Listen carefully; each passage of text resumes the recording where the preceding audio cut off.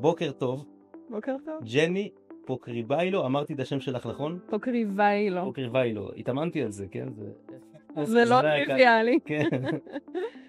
יש קיצור? לא. יפה. טוב, זה נראה לי עדיין יותר מסובך מקלמנוביץ' להגיד את זה. לא יודעת. טוב, את רגילה לזה, כן? אני רגילה לזה. אני רגילה שזה לא פשוט לאף אחד, אז... לגמרי. כן.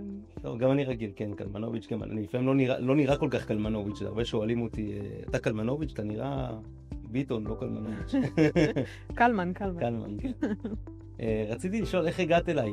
מה הסיבה שפנית אליי? בפייסבוק. אני עוקבת אחריך כבר, לא יודעת, שנה, נראה לי. אני לא זוכרת מאיפה וממתי. אולי גם יותר משנה, אין לי זמנים כבר בראש. ואני זוכרת שהתחלתי לעקוב כי התחברתי לתכנים שהיית כותב, ויצא לי לראות איזה פודקאסט או שניים. ומה שפתאום הקפיץ לי להיפגש כאן, זה אחד הפוסטים האחרונים שלך, שסיפרת על הלקוחה שדייקת לה את המסרים. את המסרים, כן. אז אני אפילו לא יכולה להגיד שזה בדיוק מה שכאילו חיפשתי, אבל יותר רק ההבנה שאתה עושה תהליכים כאלה, וזה מצולם בפודקאסט, ובא לי קצת לפטפט ולצאת לאור עם הדבר המרגש הזה. ולא יודעת, הכל התחבר כזה. מקסים. ומה גרם לך לבחור להיפגש פה ולא בסטודיו? שדרך אגב אני רוצה להגיד לך תודה על זה, אני כל כך נהנה לבוא לפה, גם אתמול כבר אמרתי לך שאני מצפה לזה, כן. זה הרגשה אחרת לשבת בטבע. אני חושבת קודם כל אני נורא אוהבת טבע וזה חסר, ואם אפשר אז למה לא, וראיתי כבר שצילמת בטבע, וידעתי שזה אפשרי. וזה נראה לי נורא מתאים, כי כל האסנס של השיחה ושל בכלל היצירה של לייטסווייפס וכל הזיקה לטבע, אז אנחנו בתוך הדבר הזה עכשיו. אז זה כמו שהרמתי את האצטרובל הזה, ואני צוללת פה כבר לעולמות, זה נורא פותח. עוד מעט נגיע גם לזה. כן. ורציתי להגיד לך שכשאמרתי טבע, לא חשבתי על זה, שבאמת הנושא שלנו גם הוא באמת מחובר לטבע. עכשיו אני רק שאלתי את זה, פתאום אני באמת קולט, כאילו, שבאמת זה באמת מוטיבים גם מהטבע, כן. אנחנו נדבר על זה. כן. יפה. אז ברוכה הבאה לפודקאסט סופר לייב. אנחנו בפרק בסדרה שנקראת זרקור עסקי. נצלול לתוך ה-DNA של העסק שלך, נגלה מהערך הייחודי שאת מציעה ללקוחות שלך, והמאזינים יוכלו לקבל תובנות, כלים לצמיחה אישית, עסקית ורוחנית, זה מה שאני מנסה להביא בכל פרק. רציתי להגיד לך שכבר מהשיחה המקדימה שלנו אני מאוד מעריך את המומחיות שלך, ואני סקרן ללמוד ולגלות מהמפגש הזה דברים חדשים. כבר גיליתי משהו חדש בדקות האלה שהיינו פה ביחד. והולך להיות פרק סופר מעניין. כן. אז לפני שאני אציג אותך, נתחיל עם אחד הנושאים המרכזיים שלנו היום, הנושא של קעקועים. עוד מעט נדבר כאילו מה הדבר המיוחד שאת מביאה לעולם של הקעקועים. למה אנשים בכלל מתקעקעים?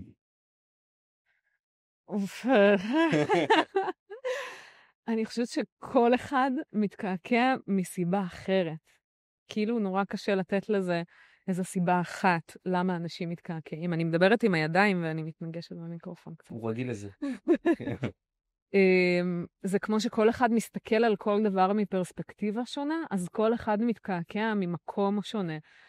אבל בגדול, אני חושבת שזה רצון לבטא כלפי חוץ משהו שנמצא בתוכך.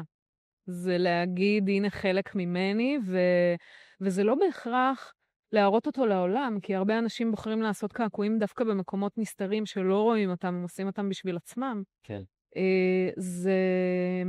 זה להראות כלפי חוץ את התזכורת למקום הזה. זה כשאני מתבוננת על זה, אני נזכרת במקום הזה שהקעקוע הזה משדר לי. אם זה כלפי חוץ, אז אני מתחילה לתקשר את זה מול הסביבה. אנחנו כל הזמן, כאילו, אנחנו חיים בתוך מערכות יחסים, וזה כמו כמו עוד פיסת מידע שהיא כמו conversation starter יכולה להיות, או להציג את הפנים שלי כלפי חוץ, מי אני בעולם, מה זה אומר עליי. ביטוי. כזה, זה ביטוי, כן. זה ביטוי. ומעבר לקעקוע, שזה התוצאה, גם יצא לי לראות כזה שעצם החוויה של הקעקוע, זה גם חלק מהעניין. יש כאלה שמתמכרים ממש לתהליך של הקעקוע, לא רק לתוצאה של זה. אני אגיד לך מה, הרבה משתמשים במילה הזאת, זה ממכר, ובגלל זה הרבה אנשים גם מפחדים לעשות קעקועים, כי הם מפחדים להתמכר. אני לא חושבת שהמילה הזאת היא נכונה. זה לא ממכר, זה לא, כאילו, יש אנשים שרוצים, אבל בפועל מה שאני רואה, וגם נגיד מה שהרגשתי עליי, זה אתה מתחיל כקנבס ריק, ואתה קנבס, כן? כאילו, אני אומנית שאתה הקנבס שלי. וברגע שיש לך קעקוע מסוים, וגם נורא עושה את ההבדל של איזה קעקוע בחרת לעשות, אתה פתאום מתחיל להרגיש חוסר איזון על הקנבס הזה. זה כמו לצייר משהו בפינה של הקנבס, ופתאום אתה צריך לאזן אותו. כן. אז בא לך עוד אחד פה, עוד אחד פה, עוד אחד פה. זה לא התמכרות מהסוג של אני צריך את החוויה, זה יותר, אני מתחיל לראות את עצמי כהול, ואני מתחיל לשחק עם הדבר הזה מבחינת איזון, כי נראה לי שבסופו של דבר איזון זה איזו שאיפה אינטואיטיבית שלנו, להגיע אליו, גם אם לפעמים אנחנו עושים צעדים שאנחנו לא מודעים אליהם בשביל להגיע אליו, אז זה מאוד יושב שם. כן. יש אנשים שבאים ואומרים, אני רוצה קעקוע גדול, וזה מלכתחילה כאילו איזשהו אקט של בגרות, של הבנה, של איזון, ולא משהו קטן, כי אני חושש, אבל הקטן הזה הוא כאילו כל אחד והסיבות שלו, כן? כן. אבל גם ממש, אם תעשה עכשיו קעקוע על כל היד, אז אתה כבר לא צריך לאזן את שאר היד, אתה אולי תאזן את היד השנייה. כן. אז זה כל הזמן משחק כזה של איזון, גם כשלקוחות מגיעים, אז הרבה פעמים אם הם מתלבטים על איפה לעשות, אז אני מדברת איתם המון על איזון, של אם נמקם את זה כאן, זה יאזן את כל מה שקורה בשאר הגוף. אז אני מתייחסת הרבה לבחינת איזון לקעקועים כשאני בוחרת, נגיד, איפה למקם, אם הלקוח לא יודע איפה למקם. נזכרתי עכשיו שהייתי בקלאב בטורקיה לפני שנים, ובלובי היה שם משחקים כאלה בערב לאורחים. ויום אחד המנחה אמר, מי שינצח בחידון הזה, יש פה חנות קעקועים, הוא יוכל ללכת לבחור קעקוע ולעשות קעקוע.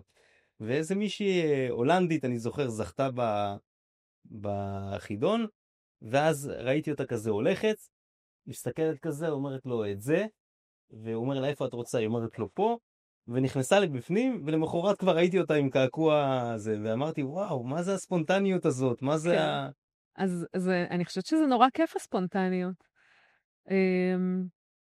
כי זה גם חוויה בעצם. אני לא חושבת שהקעקוע הוא האסנס, וזה יותר לחוות את הספונטניות, לחוות את האומץ, לחוות את הרגע. זה כל החוויה, זה שהיא זכתה במשהו וקיבלה משהו ובחרה משהו ועשתה את הדבר הזה בצורה ספונטנית. כאילו היא תזכור, הקעקוע הזה עליה כתזכורת לסך החוויה. זה לא רק הצורה הזאת שיושבת לה שם, זה סך כל הדבר הזה. שזה גם מתחבר עוד מעט לעניין של הספונטניות, שנדבר מה הייחודיות שאת מביאה. מה אתגרים וחששות של מתקעקעים לפני שהם מגיעים לבחור קעקוע, איזון, איזה עוד דברים יש להם? דרך אגב, הבת שלי כל פעם היא שואלת אותי על מה אתה הולך לדבר. אז אתמול בערב, היא אומרת, אני יכולה להעביר שאלה? לא, האמת לא רשמתי את השאלה הזאת, אמרתי לה, תסגירי לי לרשום, ולא רשמתי, ופתאום עכשיו היא קפצה לי השאלה. היא אומרת, חמודה, היא אומרת, מה קורה אם היא עשתה טעות? אי אפשר לתקן את זה. אז מה... בת כמה היא? בת 10. יואו, קטנה.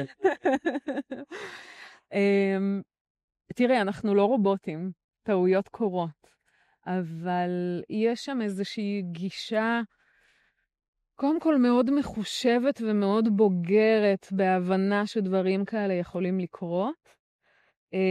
בגלל זה יש קעקועים שאני אגיד ללקוח, כאלה אני לא עושה, אבל בסגנון שלי אני יודעת לתכנן את הקעקוע בצורה כזאת, שגם אם קרתה שם טעות, אני יכולה לתקן אותה ואף אחד לא ידע שהיא קרתה.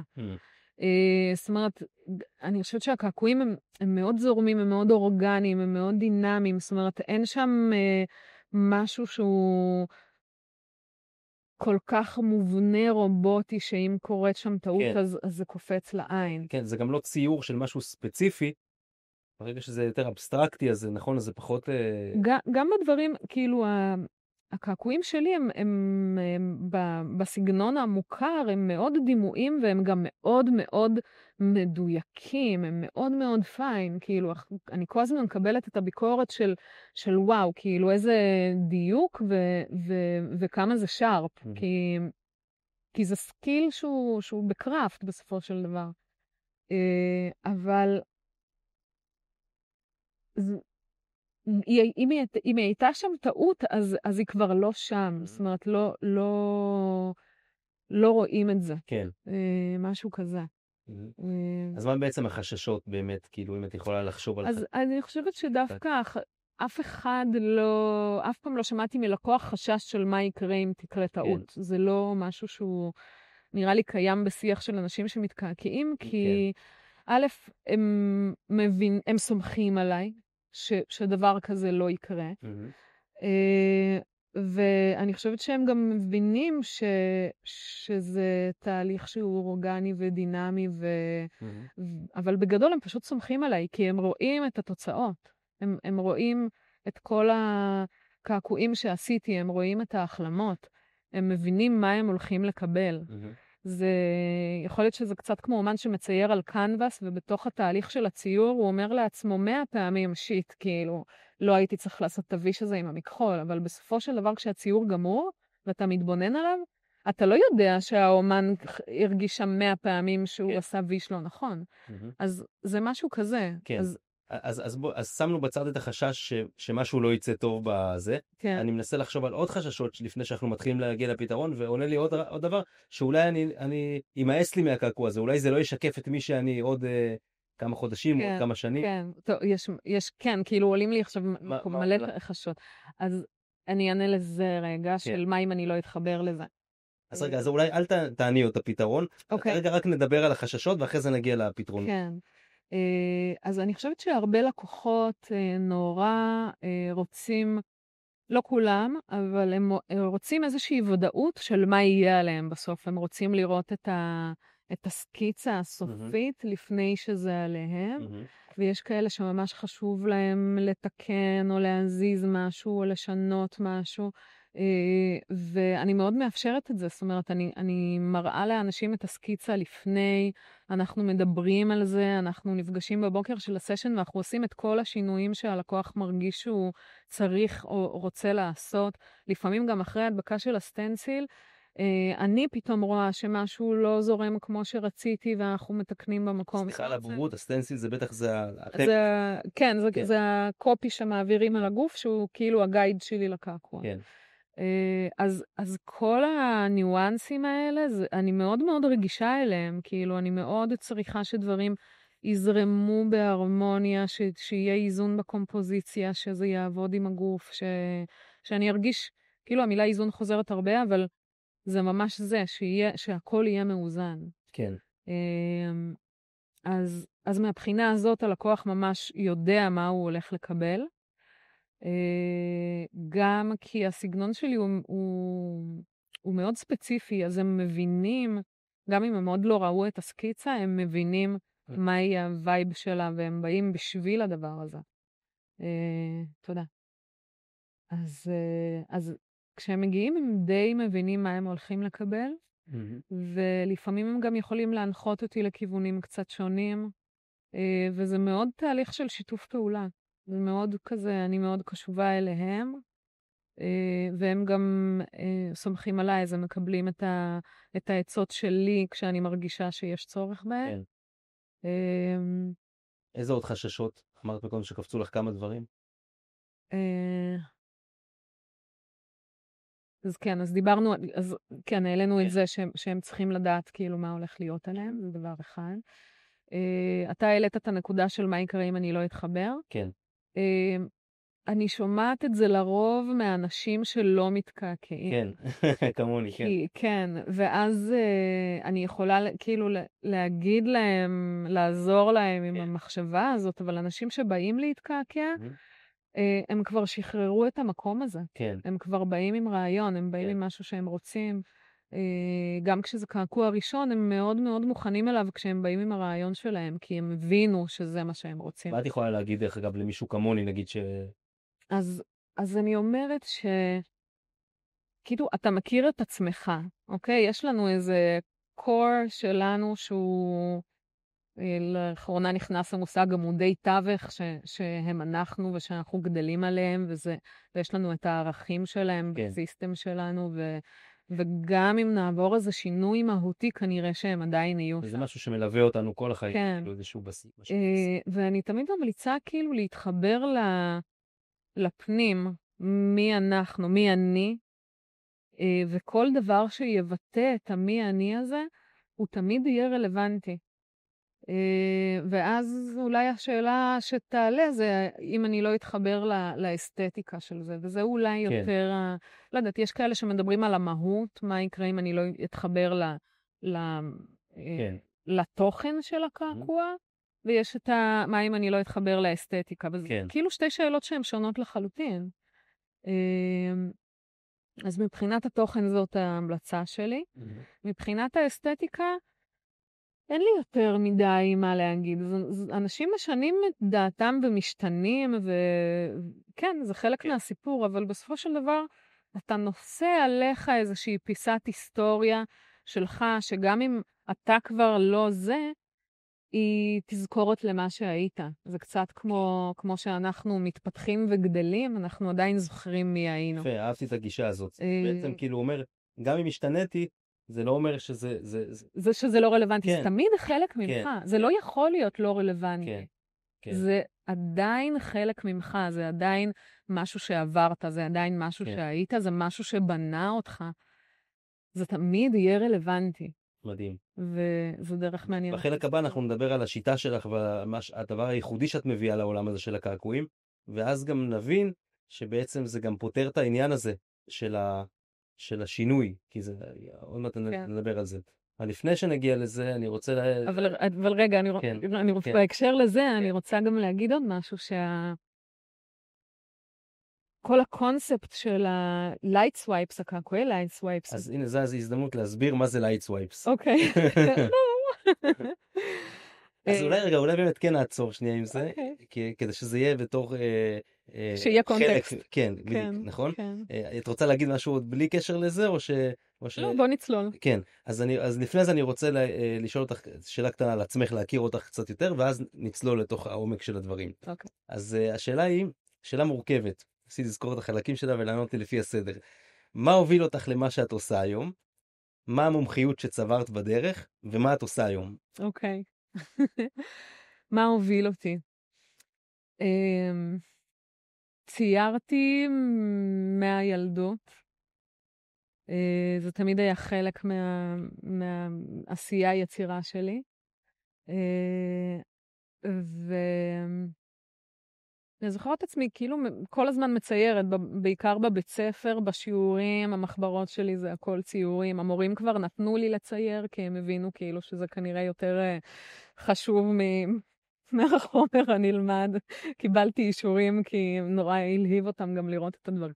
אבל הייתי כל הזמן מציירת, וכל הזמן החברים אמרו, וואי, צריכה לקעקע, כאילו זה כבר בשלב מאוחר יותר נגיד בתיכון, אבל... ציירתי ציורים למלא חברים שהלכו ועשו מהם הקעקועים, והכל כאילו, החשיבה, כאילו הגילוי של העולם הזה, הוא קרה כזה סביב התיכון. באיזה גיל היה הקעקוע הראשון שנוצר מהציור שלך? בתיכון, נראה לי גיל כזה 16, 17, י"א, י"ב, משהו כזה.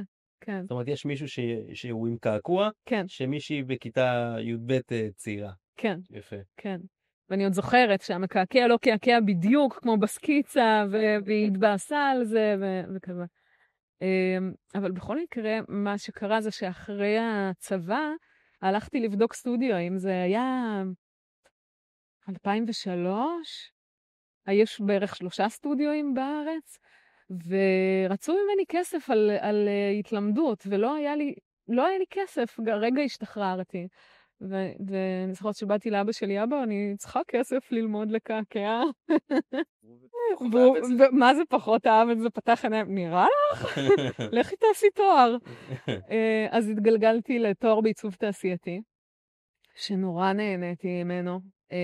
מאוד זה אהבתי. סיפור ממש מרגש. עכשיו אני קולט, כאילו, לא הכרתי אותו לפני זה, שבעצם התחלת עם זה, עברת הרבה כן, דברים, אוקיי. כן, כן. אבל מאוד מאוד נהניתי בעיצוב תעשייתי, זה מאוד התאים לי, מאוד התרגשתי מהרעיון. גם נורא אהבתי את ירושלים, והמחשבה של לחזור ללמוד בבצלאל ולחזור לירושלים, כאילו הכל שם מסתדר. סופר נהניתי בלימודים, יצאתי מהתואר, נכנסתי לעבודת חלומות, כאילו ככה אנשים מבחוץ הגדירו את זה, עבודת חלומות, כי עשיתי, זה פחות היה נתינת שירות לסטודיו, לעיצוב, התואר היה בעיצוב תעשייתי. נכנסתי לסטודיו שהוא יוצר את הרעיונות של עצמו, אז הייתי מגיעה ובעצם מגיעה עם הרעיונות שלי, מפתחת אותם, מעצבת אותם, מוציאה אותם לשוק. זה היה אידיאלי, זה היה יצירה מאוד אותנטית, מאוד מספקת, וגם בתחום שהוא מאוד מאוד פאן. תגידי לי דבר אחד שעולה לך מכל התקופה הזאת שהצבת. הכי מוכר זה נסי, זה המצקת של המפלצת מלוך נס, שזה מצקת פלסטיק כזאת, אבל היא נראית כמו המפלצת מלוך נס, וכשאתה שם אותה במרק זה נראה כמו המפלצת מלוך נס, והיא יודעת גם לעמוד, וזה נורא חמוד. וזה היה איזה בסט סלר, כאילו זה נמכר בטירוף. כל בן אדם שני שאני אומרת לו את זה, הוא מכיר את המוצר הזה. בדיוק עכשיו יצא סרט בנטפליקס על המפלצת מלוך נס, סרט לא ממש ראיתי. יפה. אני לא רואה טלוויזיה, אז כן. אני צריכה עדכונים. כן, כן. אני גם עם טלוויזיה כבר מגיל 20, אבל נטפליקס יש לי. כן. ומדי פעם זה דווקא ראיתי עם הילדה, זה סרט שמתאים גם לילדים. סרט ממש יפה. אני אציץ. כן.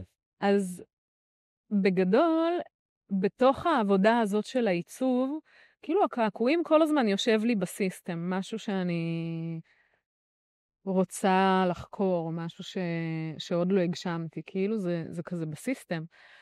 ובאמצע, ה- נגיד, לא יודעת, 3-4 שנים לתוך העבודה אחרי התואר, אני מתחילה לחפש סטודיו להתמחות בהם. ואני נכנסת לסטודיו להתמחות, כזה היחיד שהיה מוכן לקבל אותי כזה, שאני אבוא פעם בשבוע, פעמיים בשבוע, חפיף, ולא כזה old school 24/7, כי אני בעבודה, אני בקריירה, אבל זה משהו שאני רוצה כזה להיכנס אליו לאט לאט. ושם בעצם פעם ראשונה נגעתי במכונה וקעקעתי אנשים, ואומנם זו ההתמחות ממש קצרה, כי כאילו זה לא היה הזמן הנכון ולא המקום הנכון, אבל כבר נגעתי, כבר נכנסתי, כבר התנסיתי. מה הייתה ההרגשה? אמ, בהתחלה. היה שם היה גם התרגשות מאוד גדולה, אבל גם איזה חוסר נוחות. גם כאילו הרגיש שמשהו לא כמו שדמיינתי, לא כמו שציפי, משהו מוזר, כאילו משהו שם לא הסתדר. זה פשוט היה לא מדויק. ומאז, זה היה לפני איזה 13 שנים לדעתי.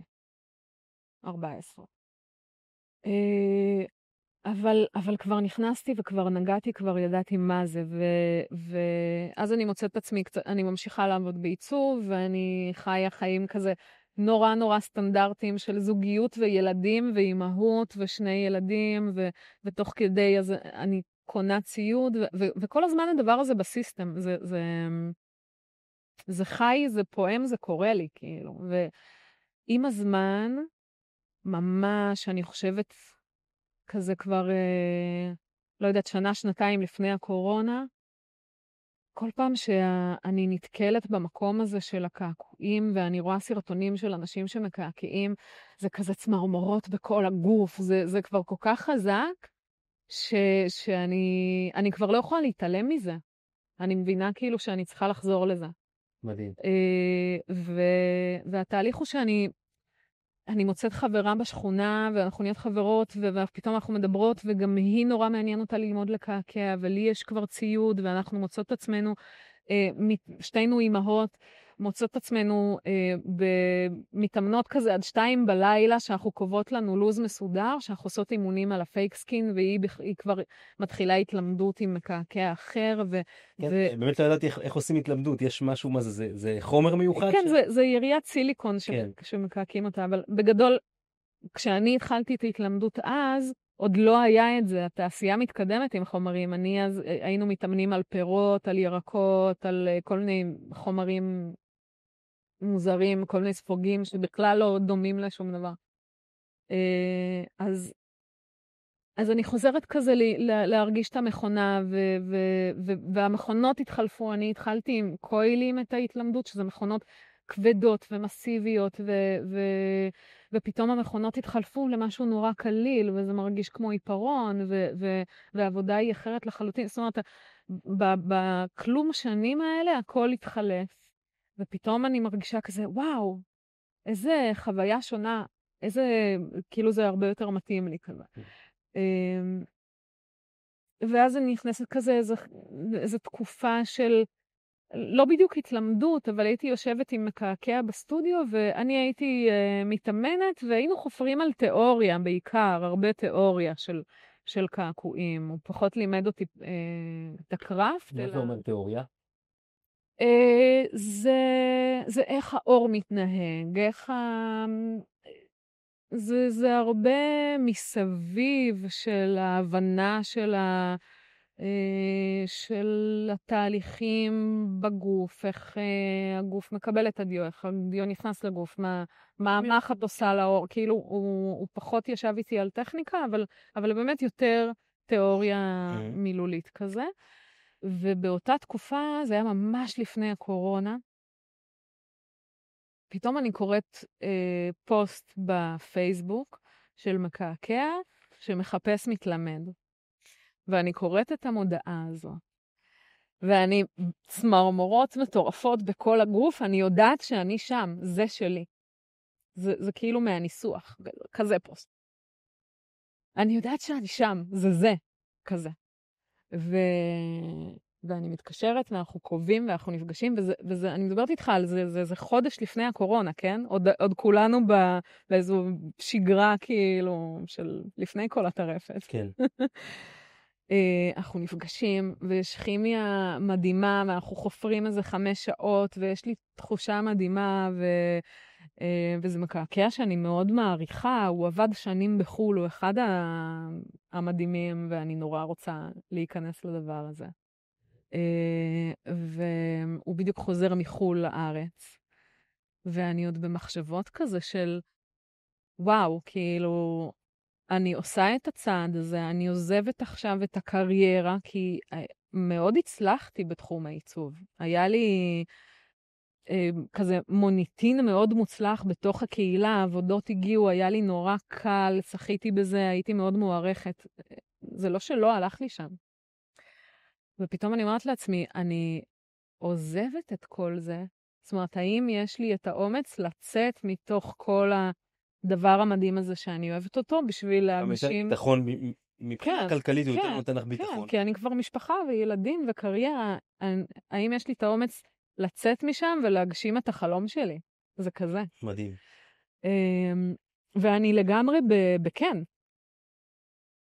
ואני מקבלת ממנו טלפון, לדעתי שבוע לפני הקורונה.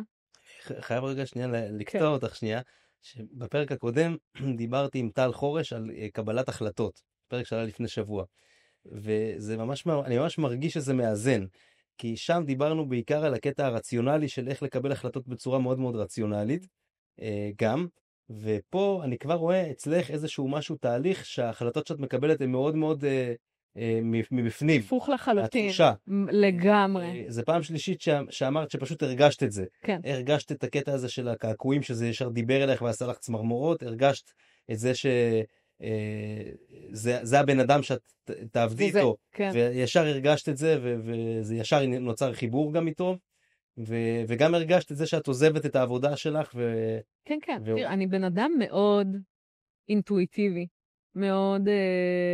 זאת אומרת, הרציונל הוא איזה, כמו עולם מקביל מבחינתי שמתנהל כאן, אבל אני בתוכי מתנהלת מתוך איזושהי הקשבה פנימית, מאיזה קול פנימי. זה מדהים, לא לכל בן אדם יש את החיבור לקול הפנימי הזה, זה ממש... כי יש לי אמונה ואני סומכת עליו. הקול הזה הוא אני בסופו של דבר, כן, אני סומכת על עצמי. ואני, מאז שאני זוכרת את עצמי, מסתובבת בעולם ואני סומכת על עצמי. זה משהו שהוא מאוד כזה מלווה אותי כל החיים. אז כשיש קולות כאלה, ובעיקר כשהם כבר מתחזקים, אתה יודע, אומרים, בהתחלה זה לוחש, עד שזה מתחיל לצעוק. כן, אני מכיר את זה. אז אני קשובה לזה, וזה כבר עניין של בחירה של מתי. אז אני אחזור לסיפור.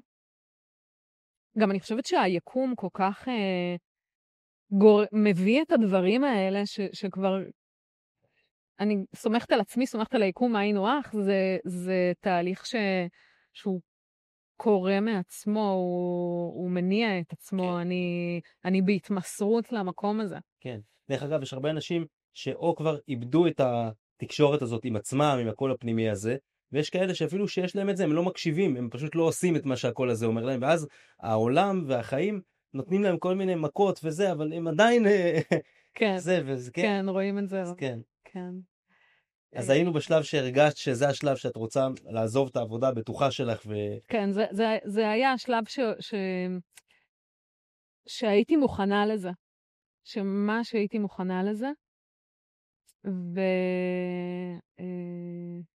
אז המקעקע אמר, אני אחזיר תשובות לכולם עוד שבועיים, כי קיבלתי המון פניות, ואני אהיה איתך בקשר. וממש שבועיים לפני הקורונה, הוא חוזר אליי, הוא אומר לי, את הטלפון הכי קשה שהיה לי, אני נאלץ לסרב. וואו. נשבר לי הלב באותו רגע. לא הבנתי כאילו, איך? משהו לא מסתדר לי. והוא אומר לי, אני מרגיש אחריות גדולה מדי, לקחת אותך, להוציא אותך, יש לך משפחה, יש לך ילדים, יש לך קריירה. זה אחריות גדולה מדי בשבילי להרגיש שאני מוציא אותך מהמקום הבטוח, ומכניס אותך למקום שהוא מאוד מאוד לא בטוח. כן, אני מבין. אני גם מאוד הערכתי אותו על הדבר הזה. כי כאילו, אני כבר הבנתי מול מי אני עומדת אחרי הפוסט ואחרי 5 שעות שיחה ואחרי... מאוד הבנתי את זה, אבל נשבר לי הלב. ומה שקרה, ששבוע אחרי, שבועיים, אני כבר לא זוכרת זמנים, אבל ממש מעט אחרי, אני והבן זוג, אבא של הילדים, אנחנו נפרדים.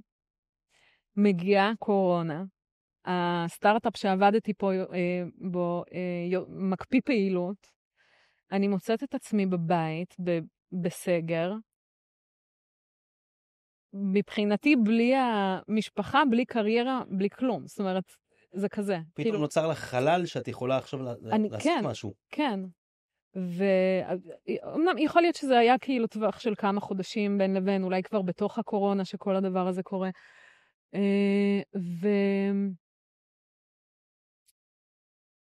ובשלב מסוים אני אומרת... לקורונה כאילו זה היה...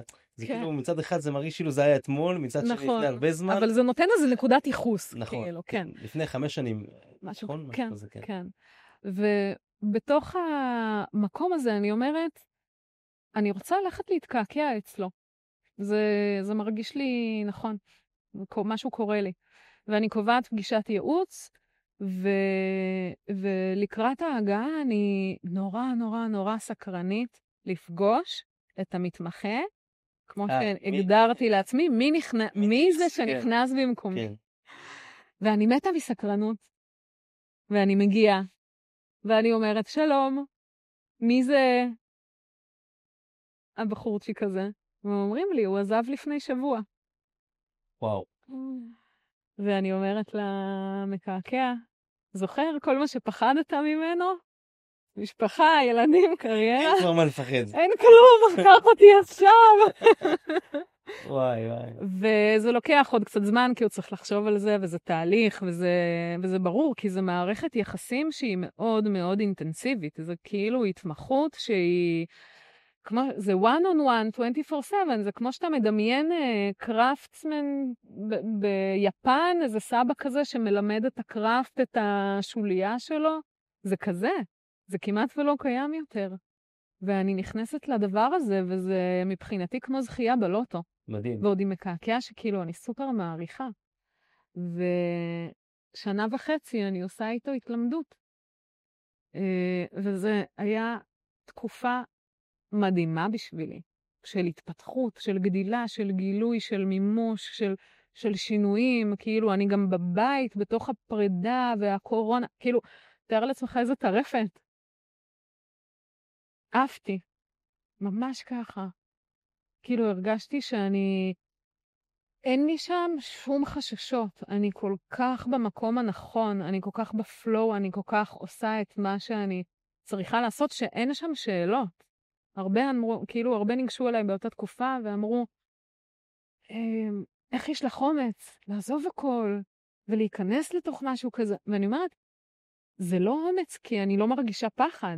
כאילו אני חושבת שאומץ זה כשאתה מרגיש פחד ומתגבר עליו. כן. אבל לא היה שם פחד, אז בעיניי זה לא היה שם אלמנט של אומץ. זה כן. פשוט היה משהו נורא נורא טבעי. היית בטראסט. לחלוטין, כן. התמסרות, טרס וידיעה אין לי שם ספקות. כן. וככה נכנסתי, כאילו לממש את החלום הזה. וזה, אני לא בטוחה כמה זה נפוץ בתחום, כי מקעקעים נכנסים לתחום או בגילאים צעירים כזה, אתה יודע, אחרי צבא 20 וקצת, כי זה מה שנראה להם, והם צעירים ומגיעים בלי ניסיון, ולא כולם יודעים לצייר, לא, כאילו כל אחד מגיע מזה. אז בתחום זה ממש מתחלק לאו חבר'ה מאוד צעירים שנכנסו לתחום, והחבר'ה הוותיקים שנמצאים בתחום, הם ותיקים כי הם שם כבר 20 ו-30 שנה. ופתאום אני מוצאת את עצמי איפשהו באמצע, שאני חדשה, אבל אני בטווחי גילאים של החבר'ה ההם, אבל במנטלית כאילו רק נכנסת. וזה נורא מעניין, כי הרגשתי כאילו אני לא פה ולא שם, ואני כזה מוצאת את המקום הייחודי שלי. עכשיו, אני גם מגיעה משנים של ניסיון בעיצוב, בהבנה של המון דברים, עם ידע כבר של תוכנות. אני מגיעה עם ניסיון מאוד גדול לתוך התחום הזה, ששניהם זה יצירה, ושניהם נושקים ליצירה, ואני בעצם מגיעה עם המון המון כלים, שהחבר'ה הצעירים לא תמיד יש להם אותם, והחבר'ה הוותיקים, יכול להיות שיש להם את זה, אבל הם כבר, רובם אין להם את הפשן של תחילת הדרך. כן. ואני בעצם מגיעה עם סט כלים ועם פשן. מדהים. שזה מדהים. מדהים. ואני באמת מצליחה להיכנס ולהתברג מהמם בתחום, ואני מקבלת המון מחמאות וכל הזמן הזה, את עובדת, כרגע אנחנו בשלב שאת עובדת כן, איתו בעצם. כן, כן. זהו, ככה נכנסתי. זאת הייתה השאלה. כן. ומה השלב שעזבת אותו ויצאת לדרכך עצמאית? אני חושבת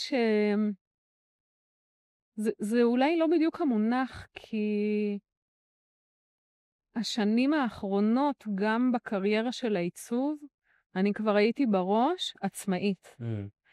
אני חושבת שברגע שיצאתי 6 שנים בסטודיו כשכירה, והפכתי להיות עצמאית בעיצוב. עבדת 6 שנים?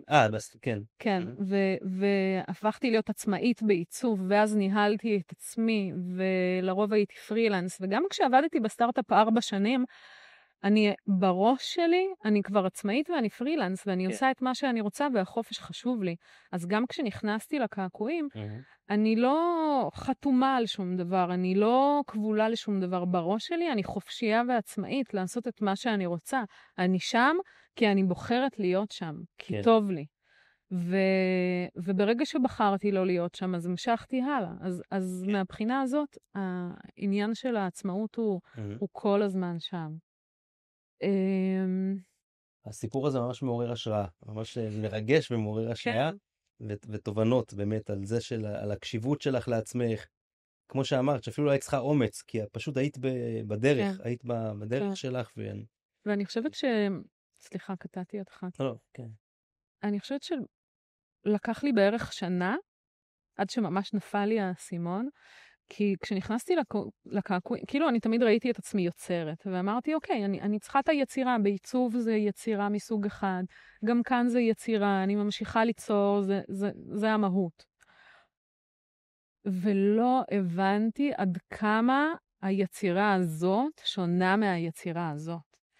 ורק אחרי שנה, כשנפל לי האסימון, מה יש פה שאין שם, קיבלתי את הביטחון המלא במקום שלי כמקעקעת. מה יש פה שם באמת? אני זוכרת את הסשן שהגעתי אליו אחרי נפילת האסימון הזה. ואני הבנתי שמה שנוצר בקעקועים ולא קיים בעיצוב, זה אינטראקציה ישירה מול בן אדם, העברת אנרגיה ישירה ומגע. משהו שלא קיים בעיצוב. והיצירה הזאת היא הופכת להיות כמו כלי טיפולי, יש שם המון אינטימיות, יש שם מגע, יש שם לסמוך אחד על השני, יש שם מערכת יחסים, יש שם שיתוף פעולה, זאת אומרת, אבל האנרגיה הישירה והמגע זה ייחודי ליצירה הזאת. ואני זוכרת את הסשן שהגעתי אליו אחרי שכאילו זה כזה נטמע בגוף ההבנה הזאת, והיה לי את המגע הכי מלא ביטחון שהיה לי. פשוט הרגשתי שאני יודעת מה אני עושה.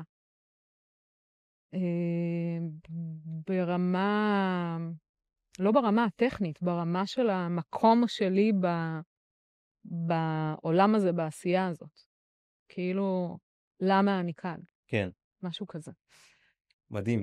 ותמיד שאלו אותי למה הלכת להיות מקעקעת, או למה את עושה את השינוי הזה. זה אף פעם לא היה לי סיבה רציונלית מושכלת. לא היה למה. היה כי אני צריכה. זו התשובה היחידה. וכשנפל האסימון הבנת, פתאום התחברו לך כמה דברים, שזה משלב גם את העיצוב, גם את האלמנט האנושי, גם את המגע, כאילו הכל ביחד מדהים. כן. וזה מה שמוביל אותנו עכשיו לשאלה הבאה, שאיך נראה סשן אצלך? איך נראה כל התהליך? אז אולי לפני שאיך נראה כל התהליך, נדבר על השיטה הייחודית שאת מביאה, לקעקועים. אוקיי. ואז איך את מיישמת. אז עכשיו נגיד קשה לי להתמקד, כי הסגנון המזוהה איתי, הסגנון שאני רצה איתו כבר 5 שנים, הוא מאוד מאוד מזוהה. ולייט סווייפ זה כיוון חדש, שאנשים כאילו עוד לא מכירים, והוא נורא נורא מרגש אותי. והתהליך הזה, הם שונים לחלוטין. אני גם חושבת שהם פונים לקהל יעד אחר לחלוטין. זה מרגיש לי כמו הרחבה של הפוטנציאל של הקהל יעד, זה שני תהליכים נורא שונים. אז באיזה מהם... אז בואי נדבר על ה-Light Swipes. על ה-Light Swipes. ונתחיל בזה שנסביר מה זה Light Swipes. היינו בזה. כן.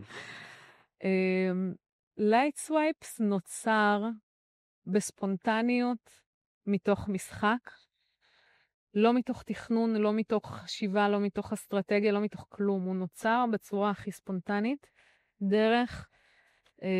זו לא פעם ראשונה שאני יוצרת מברשות. כן, אני עובדת בצורה דיגיטלית על אייפד עם פרוקריאייט, וזאת תוכנת ציור דיגיטלי, שבה אני יכולה לעצב בעצם את המברשת שאני עובדת איתה. זה כמו שאני יכולה בתור אומן לבחור אם אני מציירת בצבעי שמן או בצבעי מים, אז אני יכולה לבחור שם כל דבר אפשרי בערך, שזה אינסוף כאילו אפשרויות, אבל אני יכולה ליצור את המברשות שאני עובדת איתן. לדוגמה נגיד, אז לדוגמה, נגיד הסגנון המזוהה שלי, זה מברשות שאני יצרתי. והרבה פעמים בתחילת הדרך קיבלתי המון פניות עם איזה מברשות את עובדת, של יוצרים שרואים את העבודות ורוצים גם להגיע לגימור הזה. היו שואלים אותי מלא עם איזה מברשות את עובדת. אני אומרת להם, זה מברשות שאני יצרתי, ובשלב מסוים הבנתי שיש ביקוש, אז הוצאתי מוצר דיגיטלי של המברשות האלה לכל מי שרוצה לעבוד איתן. אז זה בעצם כלי ליוצר כדי להגיע לגימור מסוים שהוא רוצה להגיע אליו. אז כבר התנסיתי אז ביצירת מברשות דיגיטליות והוצאתי מוצר לשוק, אבל הפעם... סליחה שאני קוטע אותך, מי שעכשיו מאזין לנו ולא מבין את העולם שלך, הוא מדמיין שמדובר על מברשת פשוט אולי יותר דקה או יותר עבה. אנחנו מדברים על מברשת שעושה משהו מטורף. כשאני ראיתי את זה, כן. אז אולי תנסי להסביר את זה במילים מה המברשת הזאת עושה. אז אני מגיעה לזה. כן. אז מה שקרה זה שחזרתי לתהליך של הבניית מברשות, כי הרגשתי שבא לי לחדש או להוציא איזה סט שני של ההמשך של המברשות הקיימות. כאילו להגדיל את הסל. ונשאבתי לתוך חקירה של העולם של יצירת מברשות. וזה פשוט לקח אותי למקומות מדיטטיביים של יצירה שלא ציפיתי לפגוש שם. זה פתח לי עולם שלם. עכשיו, יכול להיות שזה כי אני מאוד יודעת להתבונן על העולם דרך, אני נורא מתעניינת בפיזיקה קוונטית, באנרגיה, באור, בחלקיקים, קבלה, עולמות הרוח, זאת אומרת, זה מאוד, ופתאום משהו מהמסך הזה, שקרה ביצירה, פתאום התחיל ליצור לי את העולמות האלה. וואו, עולמות של אור, כן. מתוך החושך. אני מתחילה בקנבס שחור, ואני מוציאה ממנו אור. והצורות שאני בוחרת לעבוד איתם, אני בעצם לוקחת איזשהו אלמנט אני אגיד טבע, כי כאילו הכל זה טבע, אבל זה מרתק, הכל בסוף זה אור, אוקיי? גם אם ניכנס לפילוסופיות, הכל זה אור. אז גם אם אני לוקחת איזה קרן אור שצילמתי מהשתקפות של כוס, או איזה עיגול אור שהשתקף בעיגול של מים שצילמתי כל הזמן בהתבוננות, כאילו כל מה שהוא אור פתאום מדבר אליי, אני בעצם לוקחת את המופע הזה, שהוא מופע שלם, אני מוציאה ממנו פרגמנט, מפרקת אותו בעצם, מוציאה את הפרגמנט שמרגיש לי שהוא הכי נכון. מה זה פרגמנט? פרגמנט, אוקיי, יש פרגמנט ויש סגמנט, זה שני דברים כאילו דומים. פרגמנט זה יחידה שבונה את השלם, וסגמנט זה יחידה שהיא תוצר של הפירוק של השלם. אמרתי לך שאני אלמד דברים חדשים. כן. אז אני לוקחת את הפרגמנט הזה ואני הופכת אותו לסגמנט. אני עושה כאילו, זה אותו דימוי, זה אותו חלקיק אור, אבל המהות שלו משתנה כשאני בעצם לוקחת את השלם, מפרקת אותו, לוקחת את היחידת פירוק ובונה ממנה משהו חדש. זה בערך התהליך. אז אני לוקחת את השלם ומוציאה את הפרגמנט שבונה אותו, הופכת אותו לסגמנט ויוצרת איתו מופעים חדשים של אור במרחב. משהו כזה. היצירת מברשת נותנת לי את השליטה של איך המופע הזה במרחב יתנהג. והמדיה הדיגיטלית היא מאוד רגישה אנרגיה שזורמת לי מהיד, היא מאוד רגישה לזווית, היא רגישה לעוצמה, היא רגישה למהירות, זה הכל... זה ממש מדהים שאת קוראת לאנרגיה דיגיטלית, ושאת לא מתייחסת אליה כאיזה משהו כזה טכנולוגי חיצוני שמרוחק מהאומנות כמו שרגילים להסתכל, אלא את ממש מתחברת אליה, כן. ואת יוצרת איתה. זה תרגום ישיר, זה המשך ישיר שלי, שמופיע על המסך. כן. אז כשאני עובדת עם המברשת שעשיתי, וזה כלי מדיטטיבי מטורף, זה לא מברשות ליצירת ציור, למרות שאפשר.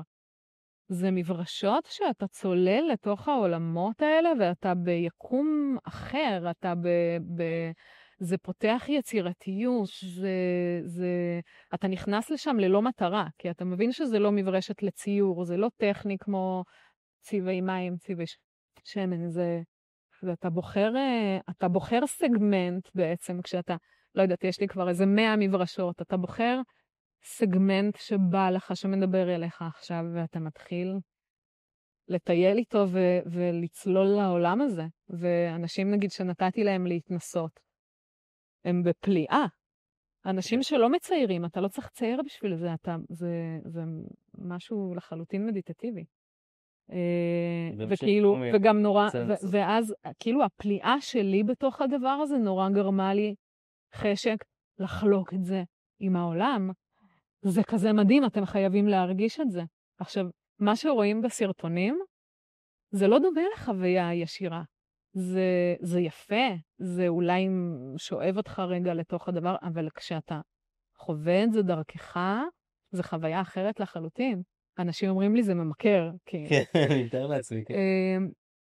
אז ככה נולדו המברשות, בצורה ספונטנית, חקירתית, משחקית, של כזה יצירה אותנטית טהורה של מקום ילדי כזה. שאין לי בו מטרות, אני פשוט יושבת לשחק. ואז הבנתי את הפוטנציאל של המברשות האלה כקעקועים. והתרגום הזה מהוויש הזה של האנרגיה שאני עושה, עם הסגמנט שאני בוחרת, איך הוא מתיישב על בן אדם, איך בן אדם יכול לבחור את הסגמנט שמדבר אליו, מהעולמות שמדברים אליו. הוא יכול לבחור סגמנט מעולמות של אור, של מים, של טבע, של עץ, של אצטרובל, של עלה, של... לא זוכרת מה לקחתי שם איזה כמה פסים מכובע של פטריה נגיד. עכשיו, זה לא נראה כמו פטריה, אבל זה ההוויה של הפטריה. זה לא נראה כמו אצטרובל, אבל זה ההוויה של האצטרובל, אוקיי? אז אני חושבת שזה המקום לאנשים שהם, נגיד, מפחדים להתחייב לדימוי מסוים, אבל כן מחוברים להוויה של משהו כזה ביקום. זה המקום בשבילהם לבטא את זה בצורה הזו. זה מאוד אבסטרקטי, זה לא צועק אצטרובל, אתה יודע שהוא שם, זה יפה אסתטית, זה זורם על הגוף, יש בזה משהו, זה מהפנט, ובא לי לעשות מלא כאלה. וואו, מדהים. עשיתי חשק להתקעקע עכשיו, שכנעתי. אני חושבת שטעיתי לעצמי, אם בסוף הדבר הזה אתה תבוא להתקעקע. טוב, אני ישר לסטודיו שלך. כן, עכשיו, וזה נוגע גם לשאלה הקודמת של איך נראה התהליך. התהליך של קעקוע לייט סווייפס הוא שונה לחלוטין מהתהליכים של הקעקועים המוכרים שאני עושה, כי שם התהליך הוא מאוד סטנדרטי, יש פגישת ייעוץ, הבן אדם אומר מה הוא רוצה ברעיון, אנחנו מסמנים גדלים, מיקומים, זרימות, ואני קובעים סשן, עוד שבוע, שבועיים, חודש, אני מכינה בזמן הזה את הסקיצה, לקראת הסשן, הוא רואה את הסקיצה, מגיעים מתקעקעים. זה תהליך כזה שהוא יחסית סטנדרטי. בלייט סווייפ זה נורא מעניין, כי הקעקוע קורה באותו יום. הבן אדם מגיע לסטודיו, והיצירת סגמנט היא יחסית מהירה. ואנחנו בוחנים איתו ביחד, איפה הוא רוצה על הגוף, איפה אנחנו רוצים שזה יזרום, ואנחנו עושים מלא וישים כאלה, עד שזה מרגיש זה. כן. ו... וישים על המסך. על המסך. כן. ואי אפשר לחזור על אותו ויש פעמיים. אם עשינו ויש, ולא אהבנו אותו, ומחקנו, ועשינו ויש חדש, והוא רוצה, אין חזרה, כאילו, כן. זה חי, זה. המסך לא שומר את זה? כאילו... כן. אני יכולה טכנית לעשות שכבה על שכבה על שכבה ולשמור את זה. כן. אבל אם לא שמרנו את זה, אי אפשר עוד הפעם לנסות להגיע לאותו ויש, כי התנועה של היד, הרגישות הזאת של העברה, זה כמו שאנחנו חדשים כל רגע, אז אותה תנועה לא תקרה פעמיים. זה כמו, איך אומרים בבודהיזם, אתה לא יכול לחצות את אותו נעל פעמיים. כן, אמרתי לך, זה גם מזכיר לי את האנסו שעושים בזן. נכון. שהעיגול בעצם הוא אף פעם לא יוצא אותו דבר. כל פעם עיגול יוצא אחרת ולא מתקנים. בכלל אין מטרה להוציא אותו דבר, הוא כאילו ביטוי של אותו רגע של ההוויה של עצמך. וזה בדיוק זה. אז הקעקועים האלה, זה כאילו לא קוראים להם light swipes, הם גם אור, אבל גם יש בהם משהו מאוד קליל על הגוף, וגם מאוד קליל בעשייה שלהם. ואני מרגישה שזה יכול לדבר לקהל יעד חדש, כי זה תהליך אחר, זה נגיעה בעולמות אחרים שהם יותר חיבור לאבסטרקט, לאני הפנימי, לתנועה של אנרגיה, למופעים אחרים על הגוף. אז נורא מעניין אותי לעבוד עם הקהל הזה. נורא מעניין. לא סתם אמרתי לך שעשית לי חשק, באמת... כן. עכשיו, אני חושבת שמה שנורא יפה בקעקועים האלה, הכי יפה זה כשזה משהו זורם לאורך הגוף, וזה מחמיא וזה גדול, זה וואו. אבל לא חייבים. זה יכול להיות גם איזה משהו קטן, וזה עדיין יקרה שם, ועדיין יהיה שם איזה מופע. זאת אומרת, זה לא בהכרח הולך לאנשים שרוצים עכשיו לחסות שטח גדול, או מאפשרים לעצמם לחסות שטח גדול. כן. זה מתאים גם לדברים קטנים. ומה שעוד נורא מעניין זה שזה, נגיד, אנשים שהם מאוד מקועקעים, יש דבר בתחום שנקרא פילרים, שזה הכניסה בין לבין הקעקועים. הוא מושלם לפילרים, כי אני מסמנת את הטווח שטח שאליו אני רוצה להתכנס, ואני ממלאה אותו באנרגיה הזו. וואו. וכאילו נורא קל לעבוד עם זה. זה, מה זה כיף, זה ממש מרגש. זאת אומרת, בן אדם יכול להגיע עם איזה משהו שהוא יגיד לך שהוא מתחבר אליו, ואת תנתחי איתו את זה ביחד, ופתאום תביני למה הוא מתחבר בדבר הזה. כן. תמצאי את השורש של מה שהוא מתחבר, ומזה תייצרי את הסגמנט. כן, אבל כן. זאת אומרת, אני גם מפרקת את זה קצת, כי לעולם של הדימויים ולעולם של הלייט סווייפ, זה שני דברים שונים, אבל אם אנחנו מדברים על הלייט סווייפס, אז אם מישהי תבוא ותגיד, אני נורא אוהבת אצטרובלים, אז אני אלך להתבונן על האצטרובל הזה, זה פשוט הדוגמה, כי זה כאילו קרה עכשיו, אני אתבונן על האצטרובל הזה, ואני אמצא שם את הניואנסים שמבטאים את ההוויה שלו, את האסנס, זה קצת, זה להתרחק מהדימוי ולהתרחב למהות של הדבר. ואני המון פעמים מקשרת את היכולת שלי בתוך כאילו המקום שלי בתוך האינטראקציה הזאת, היא לזקק את האסנס. הרבה פעמים אנשים באים עם מילה, אבל הם לא יודעים איך לתרגם אותה לוויז'ואל. ושם זה המקום שלי, אני בן אדם מאוד מאוד ויזואלי. אתה אומר לי מילה, אני מיד מדמיינת אותה באופן ויזואלי. ומה שיפה באבסטרקט זה שזה מרתק אותי, החקירה הזאת של איך אני הופכת לדימוי משהו אבסטרקטי. אם תגיד לי למשל חופש, אני רוצה לקעקע חופש. איך עושים את זה? אני רוצה לקעקע תנועה, אני רוצה לקעקע צמיחה, אני רוצה לקעקע גדילה, אני רוצה לקעקע, זה דברים כאלה. זה לא בדימוי. אצלי זה מאוד פשוט כזה, כנראה בקטע הוויזואלי דווקא, זה האינטליגנציה שאני פחות חי אותה וחזק בה, כמוך, אבל נגיד ניסיתי כן לדמיין ויזואלית, אז כשאמרת תנועה, זה היה לי קו כזה, כשאמרת צמיחה, זה היה לי קו כזה, שתביני כמה זה מאוד מאוד ליניארי כזה אצלי, וכשאמרת חופש, זה היה משהו כזה שנפתח כזה. אוקיי. ככה ראיתי את זה. אוקיי. אז מכאן יכול להתפתח שיח של איך אתה רואה את זה, איך אני רואה את זה, איפה מוצאים את המקום שגם אתה תרגיש בתוך מה שאני רואה את מה שאתה רוצה להרגיש. כן. כי יכול להיות שהקו שלי זה לא הקו שלך. כן. אבל זה מרתק אותי לחקור את המקומות האלה, של איך נותנים ביטוי ויזואלי למושגים שהם אבסטרקטיים גם. אז ה-light swipes הוא יכול לגעת גם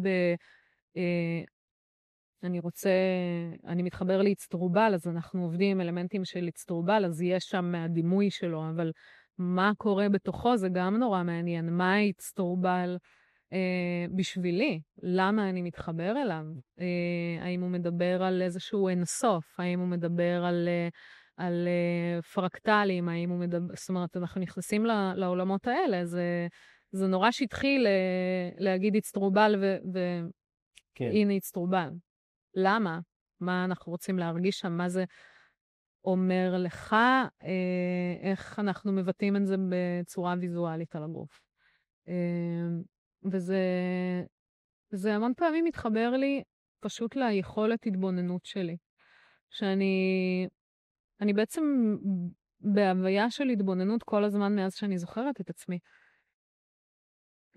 מתוך איזה שקט פנימי ושלווה וביטחון, כאילו בעולם, יש לי את הפניות להיות בהתבוננות.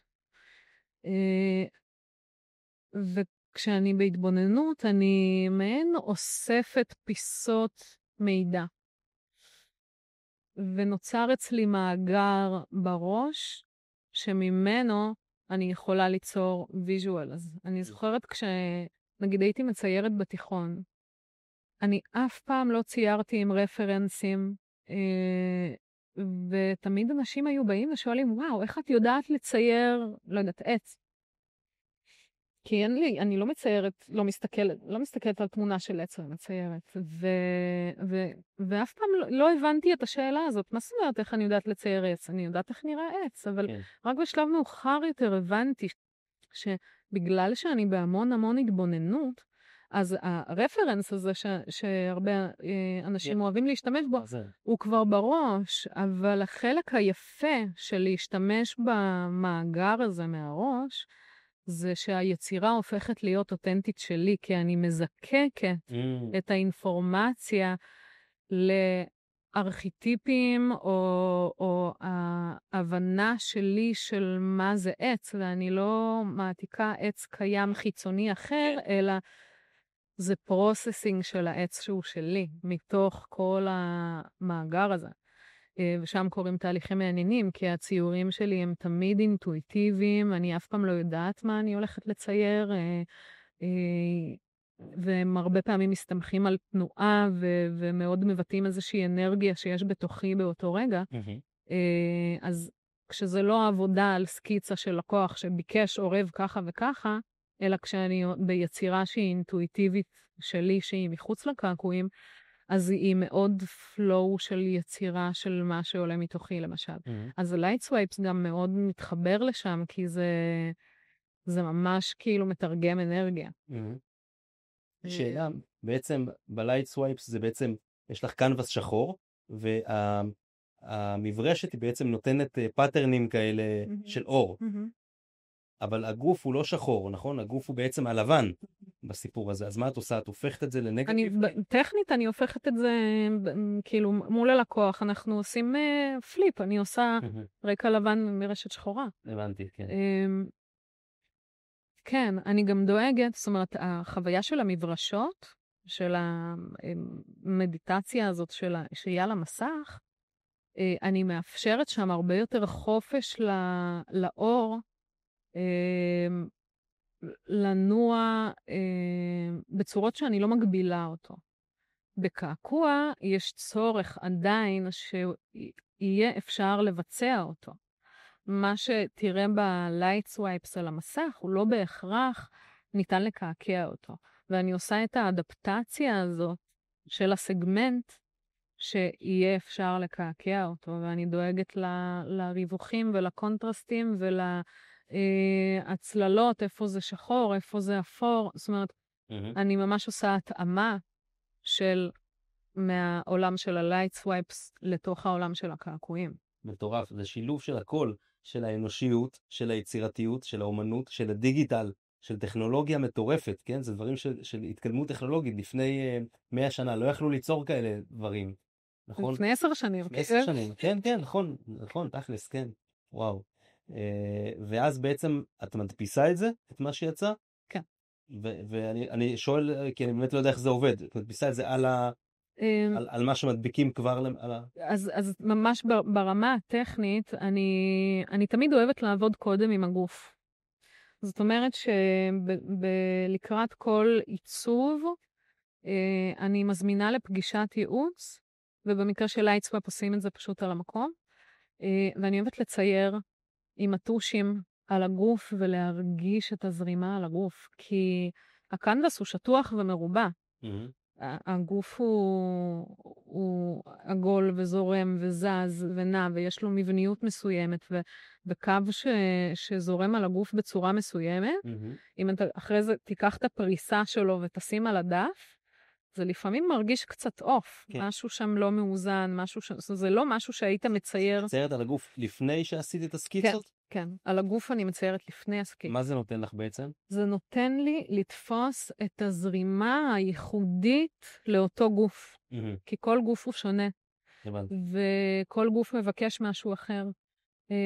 ולפעמים יש דיון על האם אנחנו זורמים מלמעלה למטה, או האם אנחנו זורמים מלמטה למעלה. למשל, זה משנה את הכיווניות של הקעקוע, זה משנה את האנרגיה של הדבר הזה. נגיד, כאילו אם אני מדמיינת עכשיו קעקוע שהוא זורם מלמטה למעלה, יש שם איזה מילוי, יש שם איזה קבלה, יש שם איזה תנועה לכיוון פנימה, לעומת נגיד זרימה שהיא מכאן לשם, יש שם איזה אנרגיה של החוצה, של נתינה, אז כאילו זה יכול להגיע גם לדיונים האלה. הלקוח המון פעמים אפילו לא מודע לדבר הזה, אבל זה גם מקום מאוד אינטואיטיבי. לפעמים לקוח שואל אותי, אני לא יודע איפה למקם.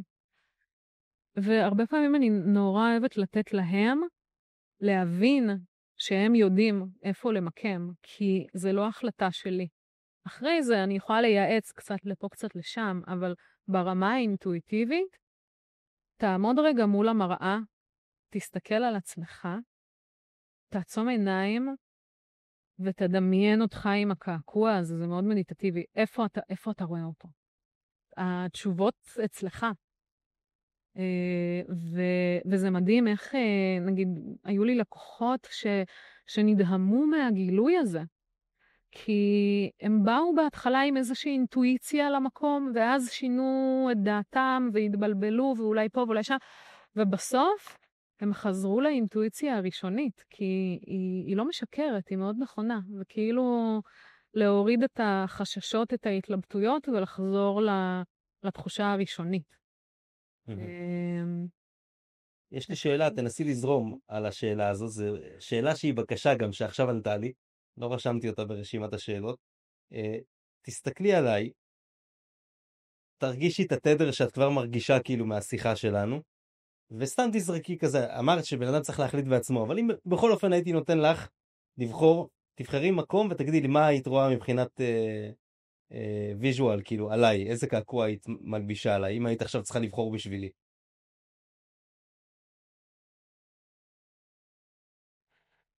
וואי, אני לא מכירה אותך. כאילו, אני בדרך כלל קצת שואלת אנשים מאיזה מקום הם מגיעים להתקעקע, או מה, או לפחות כיוון ראשוני. אז תשאלי אותי מה שצריך. כי אין לי עוגן. כן. אני צריכה את העוגן.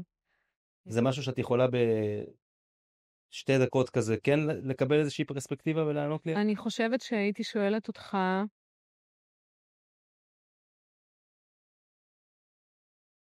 האם אתה מתחבר למקומות של, כאילו תנועה זה שם, זה תמיד שם, אבל זרימה שהיא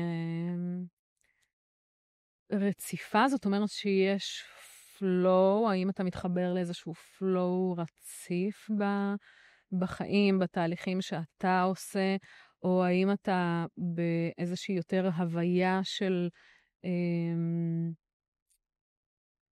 פירוק והרכבה וכאן ועכשיו, ואתה חווה הכל קצת בו זמנית. זאת אומרת, זה שאלות שהן כזה קצת פילוסופיות, ולא פשוט לענות עליהן, גם לא פשוט לנסח אותן. כן. אבל אני כאילו מכוונת ללייט סווייפס, ואני חושבת שם על המופעים, והם יכולים להיות, נגיד, האם אתה אוהב סדר וארגון, ואתה צריך שיהיה לך מסלול מסודר, או שאתה אוהב כאוס ומשהו לא צפוי, כן. אז למשל, זה כיוון השאלות. הבנתי, אז בעצם כשאת רוצה להתאים את העיצוב לבן אדם מסוים, את צריכה באמת לשאול אותו, כי זה אמור להיות שלו. נכון. אבל אם עכשיו הייתי שואל אותך, את לא באמת הולכת לקעקע אותי עכשיו. כן, אבל גם הייתי שואלת אותך לאיזה אלמנט אתה מתחבר, האם אתה בן אדם של מים, האם אור מדבר אליך, האם טבע, אם זה טבע, אז מה, כאילו זה, אולי בכלל נגיע לאיזה צמח מאוד מאוד ספציפי, ואנחנו נעבוד עם עלה מהצמח הזה, כאילו, אז מדהים. גם שם. אז כן, אז באמת שאת הולכת לקעקע בן אדם, אז יש לך את הסדרה של השאלות, כדי להבין מה, לדייק ולהבין מה מתאים לו. בכל אופן אני מתעקש, אם עכשיו היית צריכה לקעקע אותי, לפי הטעם שלך, לפי הבחירה שלך, לפי האנרגיה שלך, מה היה קורה? מה היית עושה? אני חושבת שהייתי עובדת על אזור הגב, במשהו קליל, הוא לא כבד, ויש לו מבניות מסודרת. אין שם כאוס יותר מדי, אבל הוא עדיין אורגני. והוא מאוד חלק ממך,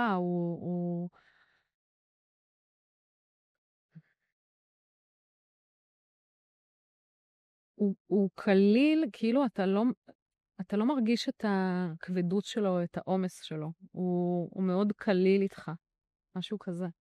אני מתעניינת. מה זה אומר קליל? שהקווים דקים ולא עבים? לא, לא. קודם כל, כמעט ואין שם קווים, זה קעקוע שהוא... טוב, כל אחד נתון לגופו, כן, אבל אני לא עובדת בטכניקות שהן ממש מזוהות עם שפה קווית. אין שם קווים, יש שם צורות. יש שם צורות שגדלות וקטנות ומתפתחות וזורמות. אז הוא פחות בנוי מקווים. הוא אורגני. קליל זה יכול להיות ברמת הפיזור על הגוף. זאת אומרת, כשדיברנו בהתחלה על הקנבס לא מאוזן, כן. אז יש בו הרבה איזון. אז אני מרגישה שצריך להיות שם איזון. כן. אז הלכתי על אזור של גב, כי יש בו משהו... יפה, אני חייב לציין שדייקת ממש, כאילו, אני אישית לא חשבתי על זה כל כך לעומק, אבל כבר מההתחלה הזאת זה ממש ממש קולע. כי אם הייתי מרגיש בצד ימין, הייתי מרגיש משהו לא מאוזן. כן. נכון, יש כאלה שזה מתאים להם לשים יד אחת. כן. אבל באמת נכון, אז את בחרת גב, כי גב זה אחד, וזה האמצע, וזה מרכז. כן. אז כבר אתה לא יוצא משם בתחושה של חוסר איזון, אתה כבר יוצא עם האיזון הזה, והוא קליל. זאת אומרת, נגיד, לפעמים אני רואה קעקועים, וזה מהמם, כן? אני מתה על זה, נגיד, פה או פה, אבל קעקוע יש לו משקל על הגוף. כן. כאילו, אם מדברים על איזון, ואז זה יכול להרגיש כאילו זה מכביד, כאילו זה לוחץ. מה זה אומר קעקוע? מקרקע אולי. אז נגיד, הייתי אומרת, בן אדם שהוא רוצה להתקרקע, אז יכול להיות שהיה מתאים לו משהו כבד יותר ברמה שכאילו מגיע מלמעלה ומקרקע אותו. לדוגמה, אני נגיד בקעקוע הזה, אמרתי למקעקע, אני רוצה להרגיש חיבוק. אני רוצה שהוא יעטוף. וכמו שהיד שלי עושה כזה דבר, אני רוצה שהקעקוע יעשה את זה. ואז אני לא צריכה לעשות את זה עם היד, כאילו זה תמיד, יש לי את החיבוק הזה. כן, זה כזה. כי המשקלים האלה, כאילו זה מורגש. כן. נגיד, נורא טבעי לי לקעקע את יד ימין, ולא מרגיש לי באינטואיציה שנכון לי שאת כרגע צריכה לאזן לקעקע את את יד שמאל. שמאל. אני לא צריכה לאזן את זה, זה מאוד מרגיש לי נכון שזה כאן. כן.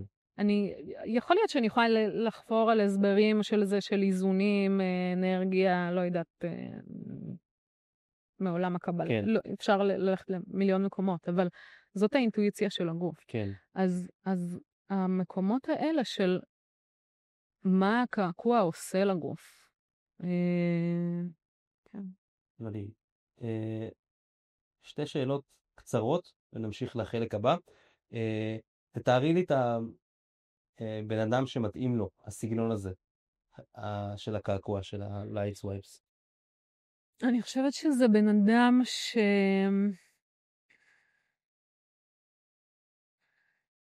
הוא יותר בעולמות הרוח מאשר בעולמות החומר, שזה, אני מאוד מקשרת למעבר מהדימוי לאבסטרקט, אבל עדיין יש לנו עוגן כאן, אז יש עוגן שהוא מגיע מדימוי, הוא פשוט מתפרק למשהו אחר, עדיין יש לו את ההוויה של העוגן לחיבור למקום הזה, אבל הוא פותח אותו למשהו שהוא יכול להיות אינטרפטציה מאוד מאוד רחבה. אז יש שם הרבה חופש. אני חושבת שזה אנשים שחופש הוא איזשהו ערך בחיים שלהם. אני חושבת שזה אנשים שיודעים להתבונן ולגלות, אולי נמצאים בתהליך של גדילה והתפתחות מול עצמם ומקומות של מודעות וחקירה וסקרנות, כי התוצרים האלה הם ממש מופע שכל פעם שתסתכל עליו אתה תגלה משהו חדש, בגלל שזה כל כך אבסטרקטי. כן. אז יכול להיות שזה גם מתאים לאנשים שלא רוצים להתחייב לדימוי. כן, בדיוק. כי כל פעם זה ידבר אליהם בשפה של מי שהם היום, ויגלה להם כל פעם משהו חדש. מדהים. כן. יפה. ואיך היית מתארת את הסגנון הוויזואלי של הקעקועים? למרות שכבר עברנו על זה מכל מיני כיוונים, אבל אם נרצה כאילו כן להכניס את זה ככה למילים, איך זה נראה? קצת בא לי להגיד שזה שפת היקום, כי בסופו של דבר זה מבוסס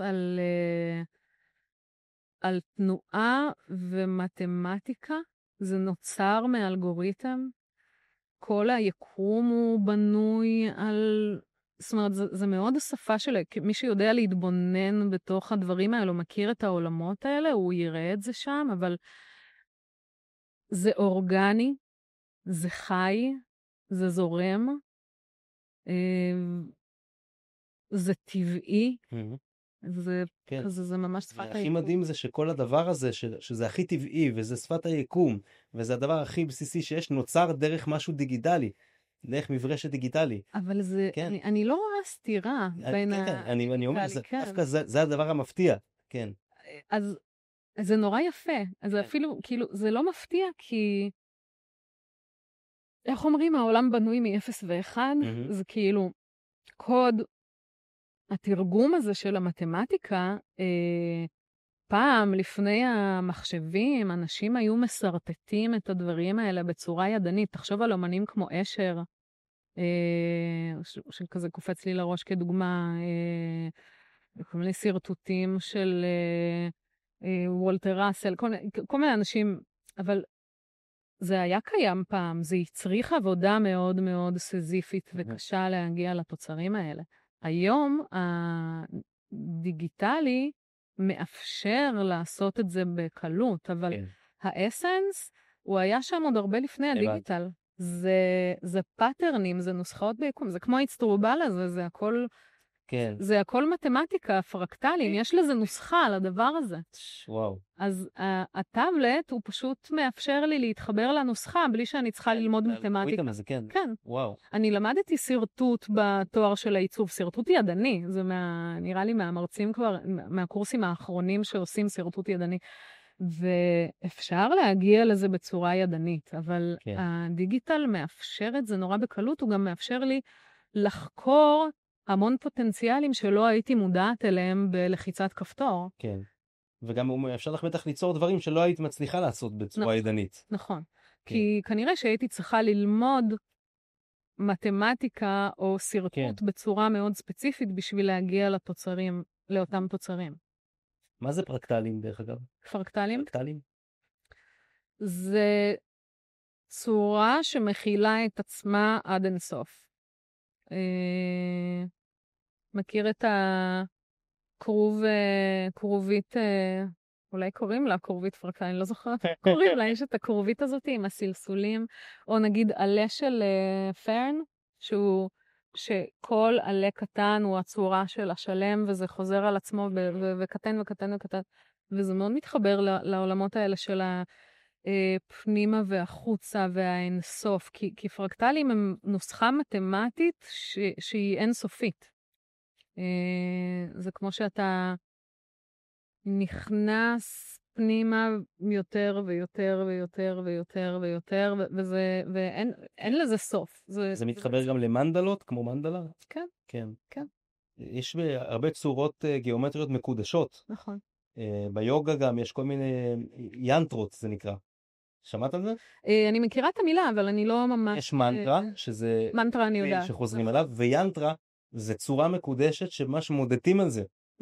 ולכל צורה יש לה איזו השפעה מסוימת. אז חיגול, משולש, ריבוע, משושה, זה כזה, וזה מרכיב את הצורות. כן, אז כמו שבצליל, למשל יש גילו של הצליל אום, יש איזו משמעות מסוימת של תדר מסוים, אז גם בצורות האלה יש ממש כמו מנדלות כאלה ינטרה, מובנות. אני חושבת שבדיוק לפני יומיים ראיתי פוסט של איך הצורות האלה מתורגמות לתדר.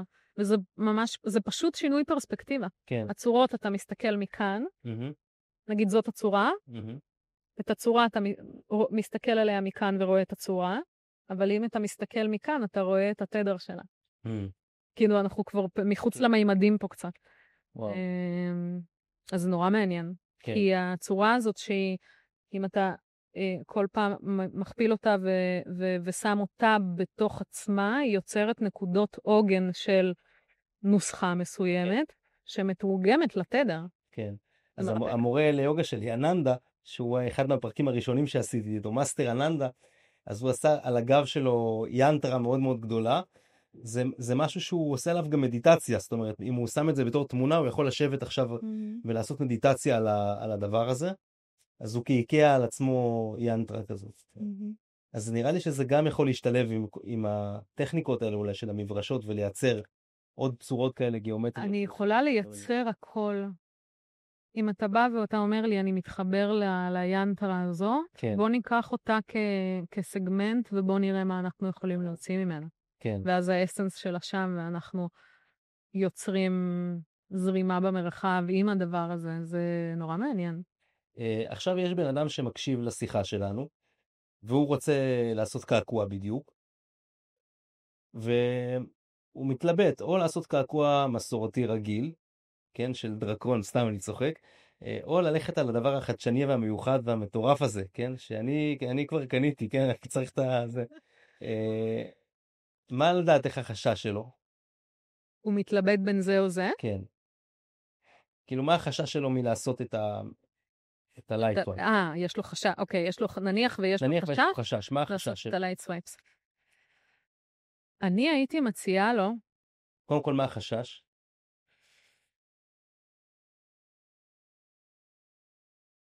או שלא בהכרח שיש חשש, אולי...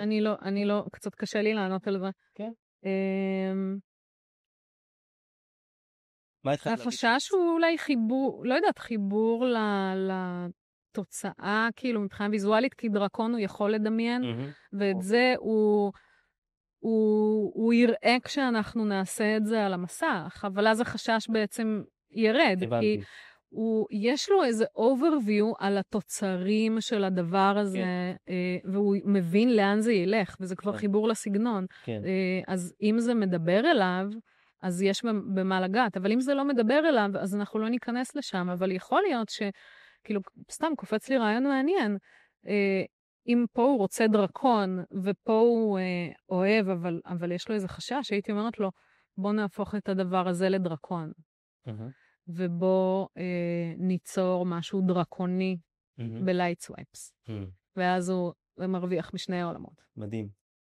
ונתת לי פה, כשהעמקנו קצת, נתת לי עוד כיוון, מחשבה, שבעצם דרקון זה משהו שהוא קל לו מאוד לדמיין. כן. כי הוא כבר יודע, כל הדברים הברורים האלה שאנשים רוצים לקעקע זה, אבל הדברים שאת מייצרת, זה לא ברור לאנשים בראש עד שהם רואים את זה. נכון. אז לכן את צריכה שיהיה לך דף אינסטגרם שמהיה מיועד רק לזה, עם תמונות מדהימות של כל קעקוע שעשית של הסגנון הזה, ואז זה ייתן להרבה אנשים השראה, ויגיד, הנה זה, אני מתחבר לזה, כזה אני רוצה. אז יקרה, פשוט עוד לא העליתי. כאילו, יש את הדף של לייט סווייפס, הם יכולים לראות את הווייב להתחבר, אבל זה באמת אנשים שיותר מתחברים למופשט. כן. ויותר מעניין אותם לדבר במונחים של חופש, תנועה, ולא במונחים של דרקון פרח, כאילו. מעולה. ספרי לי על לקוחה האחרונים שלך. זה גם שאלה מעניינת, כי כאילו, היה לי עכשיו קעקוע האחרון מהמם, אבל הוא לא היה קעקוע לייט סווייפס. ואני יכולה לספר על הקעקוע לייט סווייפס האחרון. בא לי על הלייט סווייפס האחרון. בא לך על הלייט סווייפס האחרון. אני חושבת שבחרנו לעבוד עם אלמנט שהוא עגול, שהוא היה טביעת עיגול מים, כמו שמניחים כוס על שולחן וזה משאיר עיגול מים. אז הוא מאוד התחבר לצורה העגולה. היא הייתה לו מאוד כזה מוגדרת וברורה. כי אפשר ללכת שם להמון אבני בניין, הפרקטלים האלה הם אבני בניין בעצם. אז הוא מאוד התחבר לעיגול. וגם תוך כדי התהליך, אז קודם כל בחרנו סימנו אזור ברגל של איפה זה יזרום. איפה פוטנציאלית, לאן זה יכול לזרום, כי הלכנו גם לפה וגם לשם וגם לשם, אבל סימנו את השטח עבודה שלנו, נקרא לזה כך. ואז כשיש לי את השטח עבודה על הקנבס ויש לנו את הסגמנט, אנחנו מתחילים לבדוק flows. עכשיו, נגיד, אני קצת יותר אוהבת כאוס, אני אוהבת את הבלתי צפוי, אני אוהבת שמשהו משתבש, אני אוהבת את זה כשזה לא מושלם. והוא אמר לי, לא, זה קצת מבולגן לי מדי, זה קצת זה, אני אוהב, מה שאני אוהב בקעקועים מהסוג הזה, זה שיש סדר, שיש... וכאילו ברגע שהבנתי שזה מה שהוא מחפש, הוא צריך שיש שם סדר, אז התנועה של היד הפכה להיות משהו שמייצר את הסדר הזה בתוך המשיכה. זה כאילו, אני יכולה לנוע ככה, ואני יכולה לנוע ככה. אז זה מאוד השפה כאילו זה תרגום של התנועה הזו. אז ברגע שהבנו שזה מה שהוא מתחבר אליו וזה מה שהוא אוהב, אז עשינו כמה כאלה. היה גם נורא נחמד, כי נתתי גם לא לעשות, כי זה נורא מעניין שגם הוא מרגיש את זה, הוא לוקח את העט ואת המסך, והוא עושה את התנועה הזאת בעצמו, והוא חוקר את זה ומרגיש את זה, וזה נורא מעניין. ואז פתאום מצאנו איזה משהו שכזה, זה משהו שאנחנו אוהבים, ואז מקעקעים. בהתחלה אמרתי עיגול, ואז תיארת לי תנועה כזאת. איך זה מסתכל? זה עיגול רפיטטיבי, הוא כזה חוזר על עצמו, הוא קופץ. הבנתי, וואי, ופתאום זה נראה כמו מנהרה, כמו מנהרת הזמן כזה, או כל אחד רואה את המשהו אחר. זה מה שדיברנו, שאפשר כל פעם לתת לזה משמעות חדשה לדבר הזה. כן. אז זה יושב אם הוא רוצה, הוא יכול להגיד, אני אוהב שזה יושב לי על אלמנט של מים, או גם העיגול, יש לו כל כך הרבה משמעויות לצורה של עיגול. כן. ואז כל המופע השלם, הוא מדבר משהו חדש. זה... מדהים. השאלה הבאה היא לא חייבת להיות דווקא על הדרך העסקית, אם זה יהיה על הדרך העסקית זה יותר מחובר למפגש, אבל תרגישי חופשי להגיד מכל דבר בחיים שתרצי. אני מכניס תמיד פינה של משהו אותנטי, שלא הכל דבש בחיים, ויש גם קשיים וכישלונות וטעויות. אז זה שספרי לי על איזושהי טעות אחת, כי כל טעות זה שיעור שאנחנו יכולים ללמוד ממנו. נכון. אז ומה למדת מזה? איזשהו כישלון או טעות. כאילו, יכולות לעלות לי מלא טעויות טכניות, אני לא יודעת אם זה מעניין, כי זה כאילו טכני. אני מנסה לחשוב, שיזרו, מנסה לחשוב על טעות מהותית.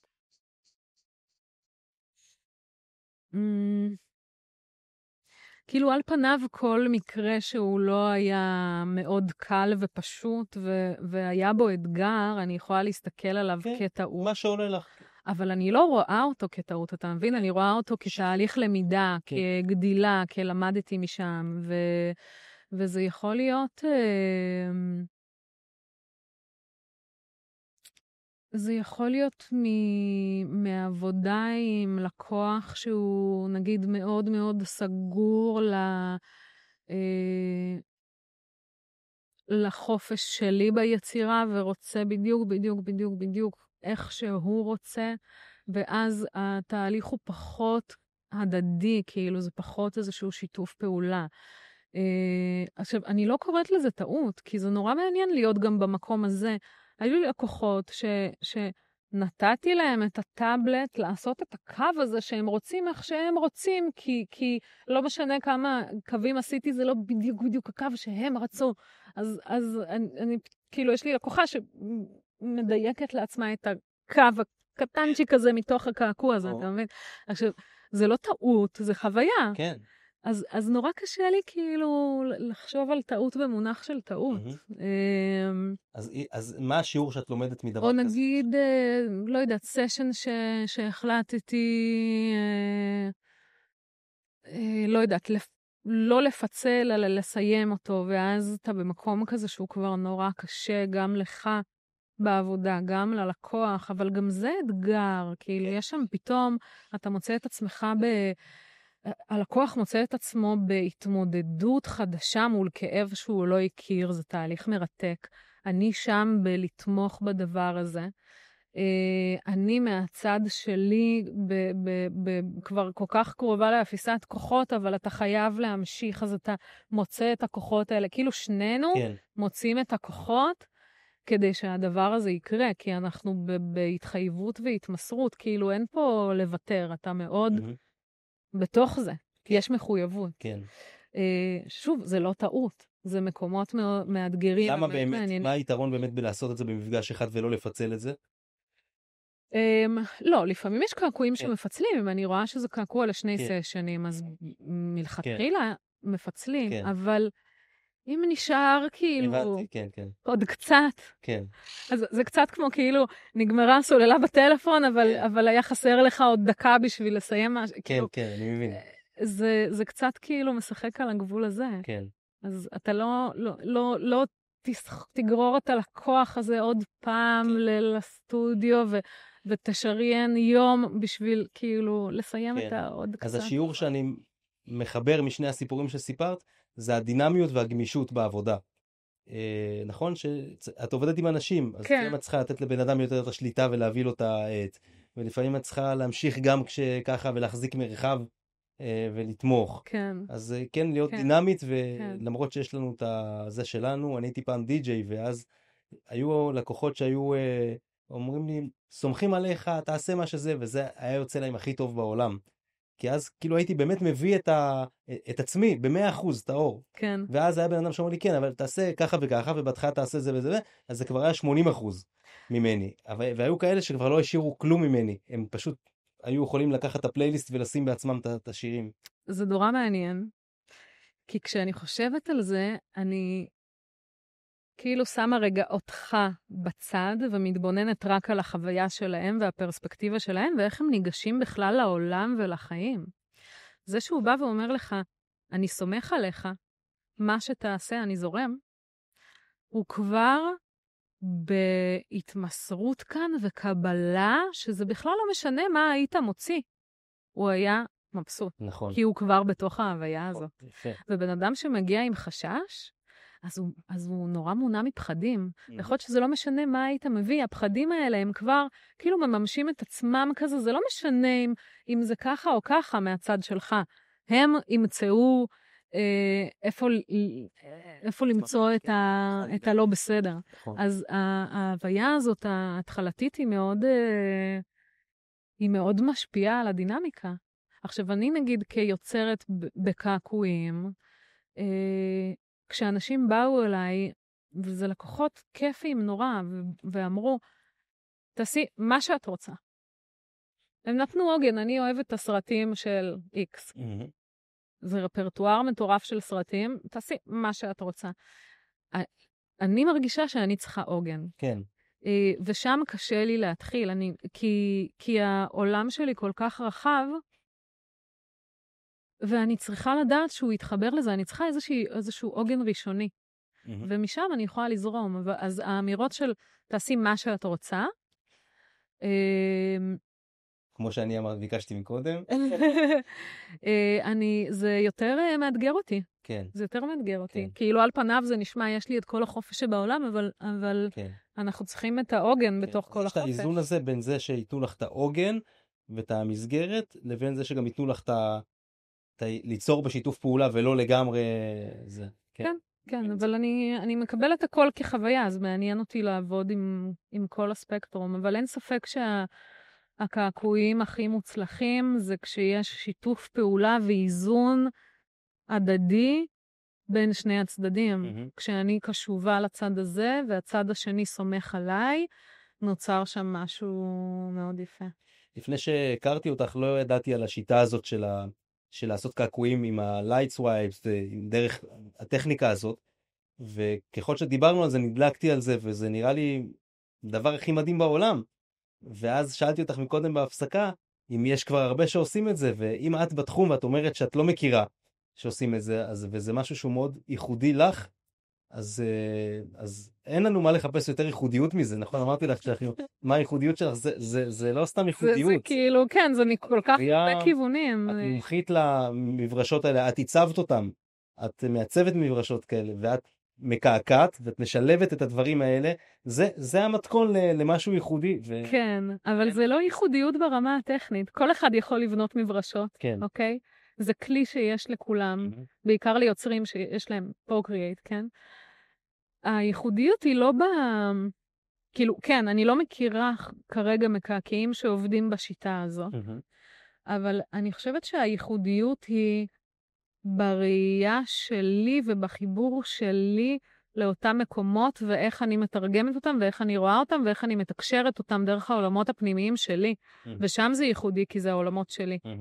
כי אני רואה שם את האינסוף, ואני רואה שם את הפיזיקה הקוונטית, ואני רואה שם את היצירה, ואת החיבור למקור, ואת ההתהוות, ואת הפרקטל, ואת הצמצום, ואת הפירוק, ואת ההרכבה. זאת אומרת, אני רואה את כל המושגים האלה בתוך הדבר הזה. מישהו אחר יעשה משהו כזה, יצא לו משהו אחר לחלוטין, והוא יתחבר לזה ממקומות אחרים. אז הייחודיות היא אני חושבת היא בעומקים שבהם אני יודעת להתבונן בתוך הדבר הזה.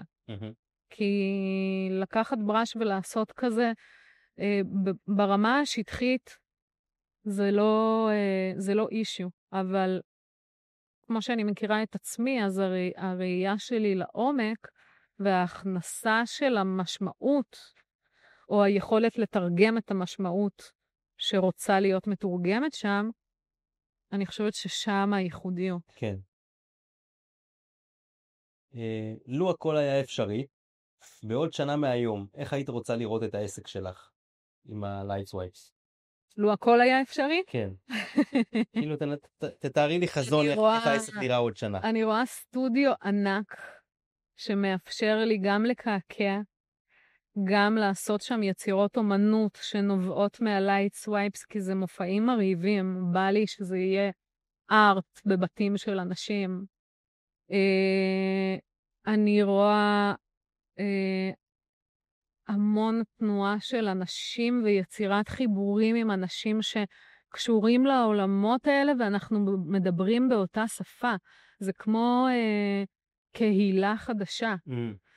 אני יכולה לראות אירועים שמתקיימים, או סדנאות שקשורות למקומות האלה, בין אם זה פרקטי, לבין אם זה, לא יודעת, איזה שיח. אני רואה כל כך הרבה דברים. כאילו, הדבר הקטן הזה, הוא פותח אינסוף אפשרויות, והראש שלי כאילו עף עם הכל. מדהים, תשובה יפה. אהבתי. מה הכי משמח אותך בעבודה שלך?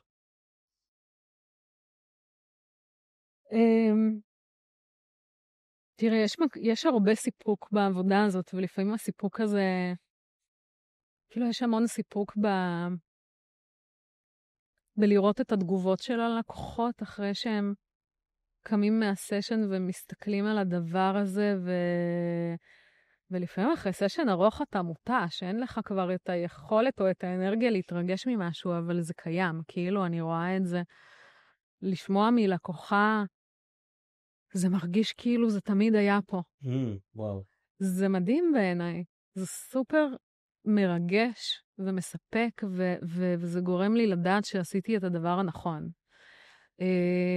וברמה האישית, אני חושבת שהריגוש וההתרגשות של היצירה, של הגילוי, של הדברים החדשים, זה כאילו למצוא את המקומות המרגשים, ואז אני כל הזמן באיזה אנרגיית חיים כזאת של יצירה, והכל מרגש ויפה ומדהים ומלא פוטנציאלים, וגם מתפתח המון פעמים למקומות לא צפויים. אני מאוד אוהבת חיבורים, פתאום עושים שיתוף פעולה עם איזשהו עוד אומן, או עוד מעצב, או עוד יוצר, והיצירה הזאת מתרחבת לעוד מקומות. כאילו, אני נורא אוהבת את התנועה של הגילוי החדש.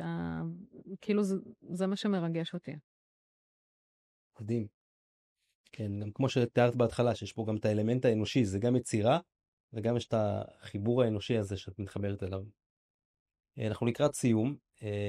אני רוצה לשאול, האם יש, אני בכל פרק שואל את השאלה הזאת, אם יש איזושהי הטבה או משהו כזה שאת יכולה לתת למאזינים שהיו איתנו, הנאמנים שהיו איתנו עד עכשיו. כן, כן, נורא בא לי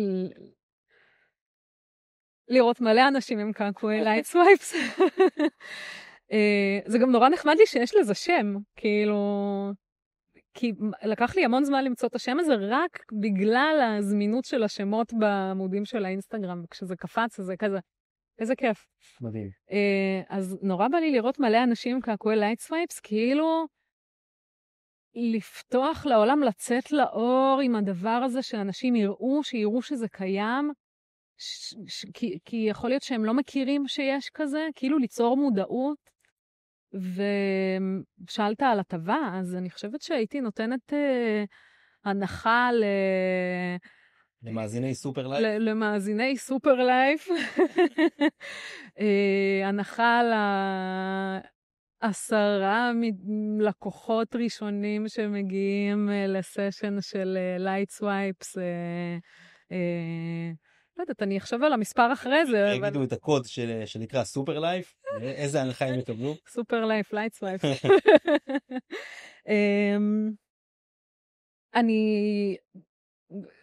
אני לא טובה במספרים, אז אני לא יודעת להגיד כאילו מספר כרגע, אבל נניח, אם זה המחיר השלם, אז כמה זה ההנחה הזאת בערך? זה רבע, זה שליש? אמרתי לך, את רואה, ויזואלית, גם את ההנחה את מדמיינת. 30% הנחה. וואו. ל10 הראשונים. תודה רבה, זה משמעותי מאוד. תודה. אתה נכלל כן, כן. יפה, אנחנו נעבור לעוד שאלה אחת, ואז נעבור לפינה של שאלה בהפתעה, שאת שואלת אותי שאלה. אבל שאלה אחת שאני רוצה לשאול אותך זה, בקיצור, זה לא צריך להיות משהו ארוך, חוויה משמעותית שהשפיעה עלייך בחיים.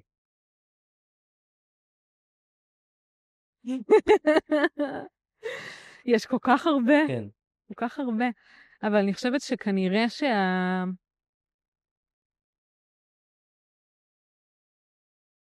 הבסיס לשאר החוויות שפתח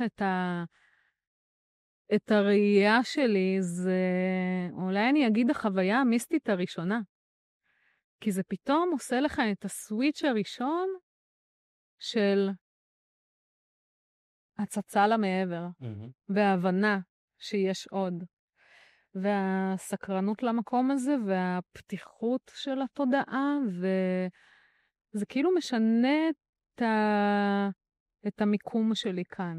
כן. זה מאפשר התבוננות הרבה יותר רחבה על החיים. אז אני יכולה להגיד שהחוויה המיסטית הראשונה, ואני חושבת שזה גילאי תיכון כזה, שממש זכורה לי,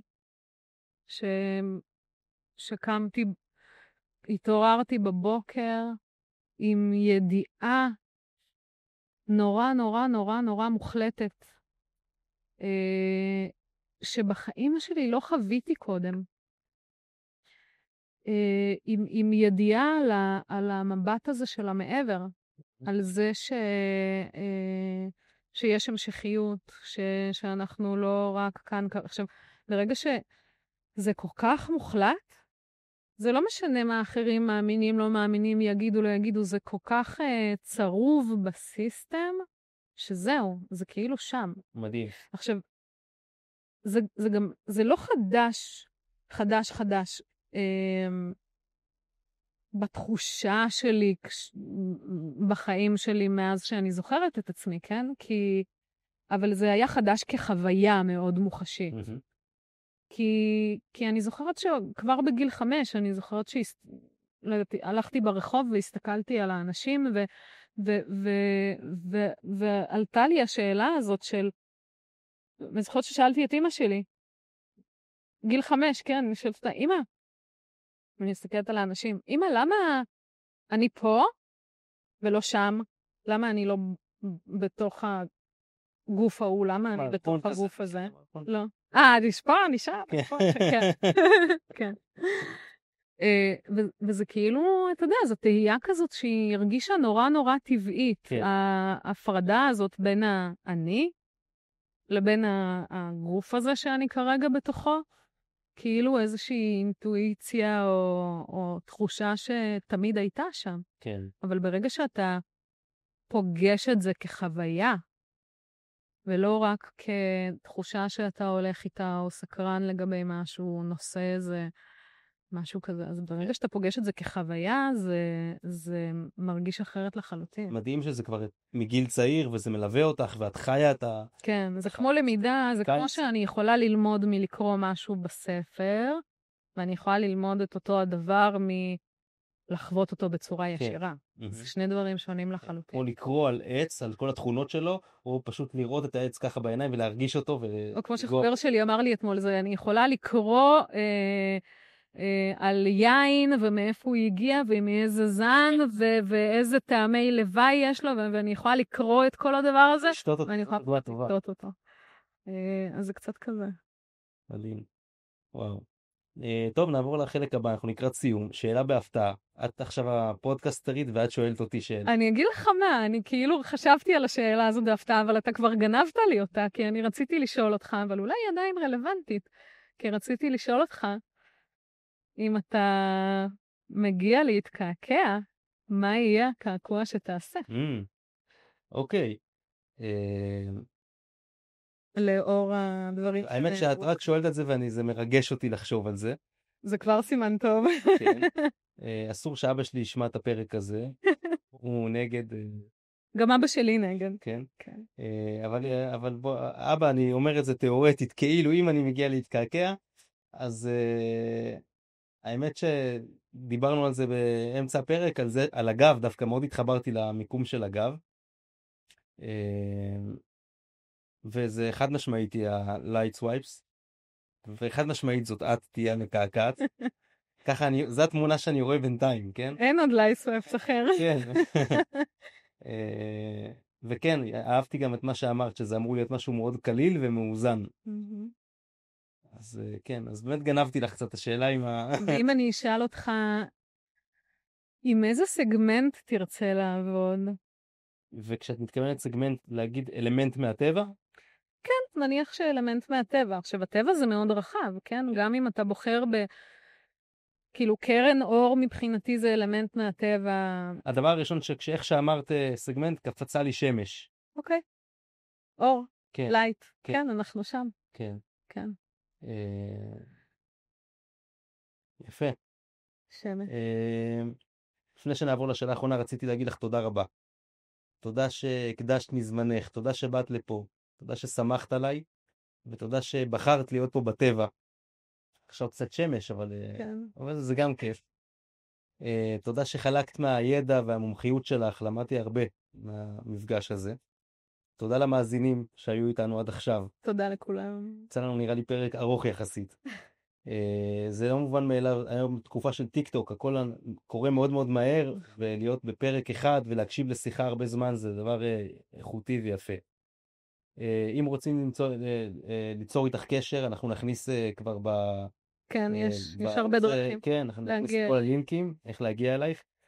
ולסיום, איזה מסר יש לך להגיד בכלל, או למי שרוצה להתקעקע, או למי שרוצה להתקעקע אצלך, או בכלל החיים, מה שבא לך. אני נורא אוהבת, זאת אומרת, יש איזה ציטוט שמלווה אותי עוד מימי התואר, ויש ציטוט שנכנס בשנים האחרונות. ומימי התואר, זה היה המורה לרישום שלנו, והוא אמר, אל תציירו את הסוס, תציירו את הסוסיות. וואו. ואני כל כך התחברתי לזה, ואני חושבת שבאמת, נגיד, הסגנון הרגיל זה לצייר את הסוס, וגם לא, אני יכולה ממש למצוא שם את המקומות שזה לא הסוס אלא הסוסיות, אבל כי אני במהות עם הדבר הזה בתוכי, אבל הלייטסוואפס הוא כאילו לוקח את זה לקצה. זה כאילו הכי הסוסיות ולא הסוס. וואו. וציטוט שני שמאוד אני מחוברת אליו בשנים האחרונות, זה טסלה, שהוא אמר שברגע שמבינים או רואים את היקום כתדר, רטט ואנרגיה, אז מבינים הכל. וזה גם מאוד שם. לא יכול להיות סיום יותר מושלם מזה. תודה, תודה רבה. תודה לך. נעשית את זה?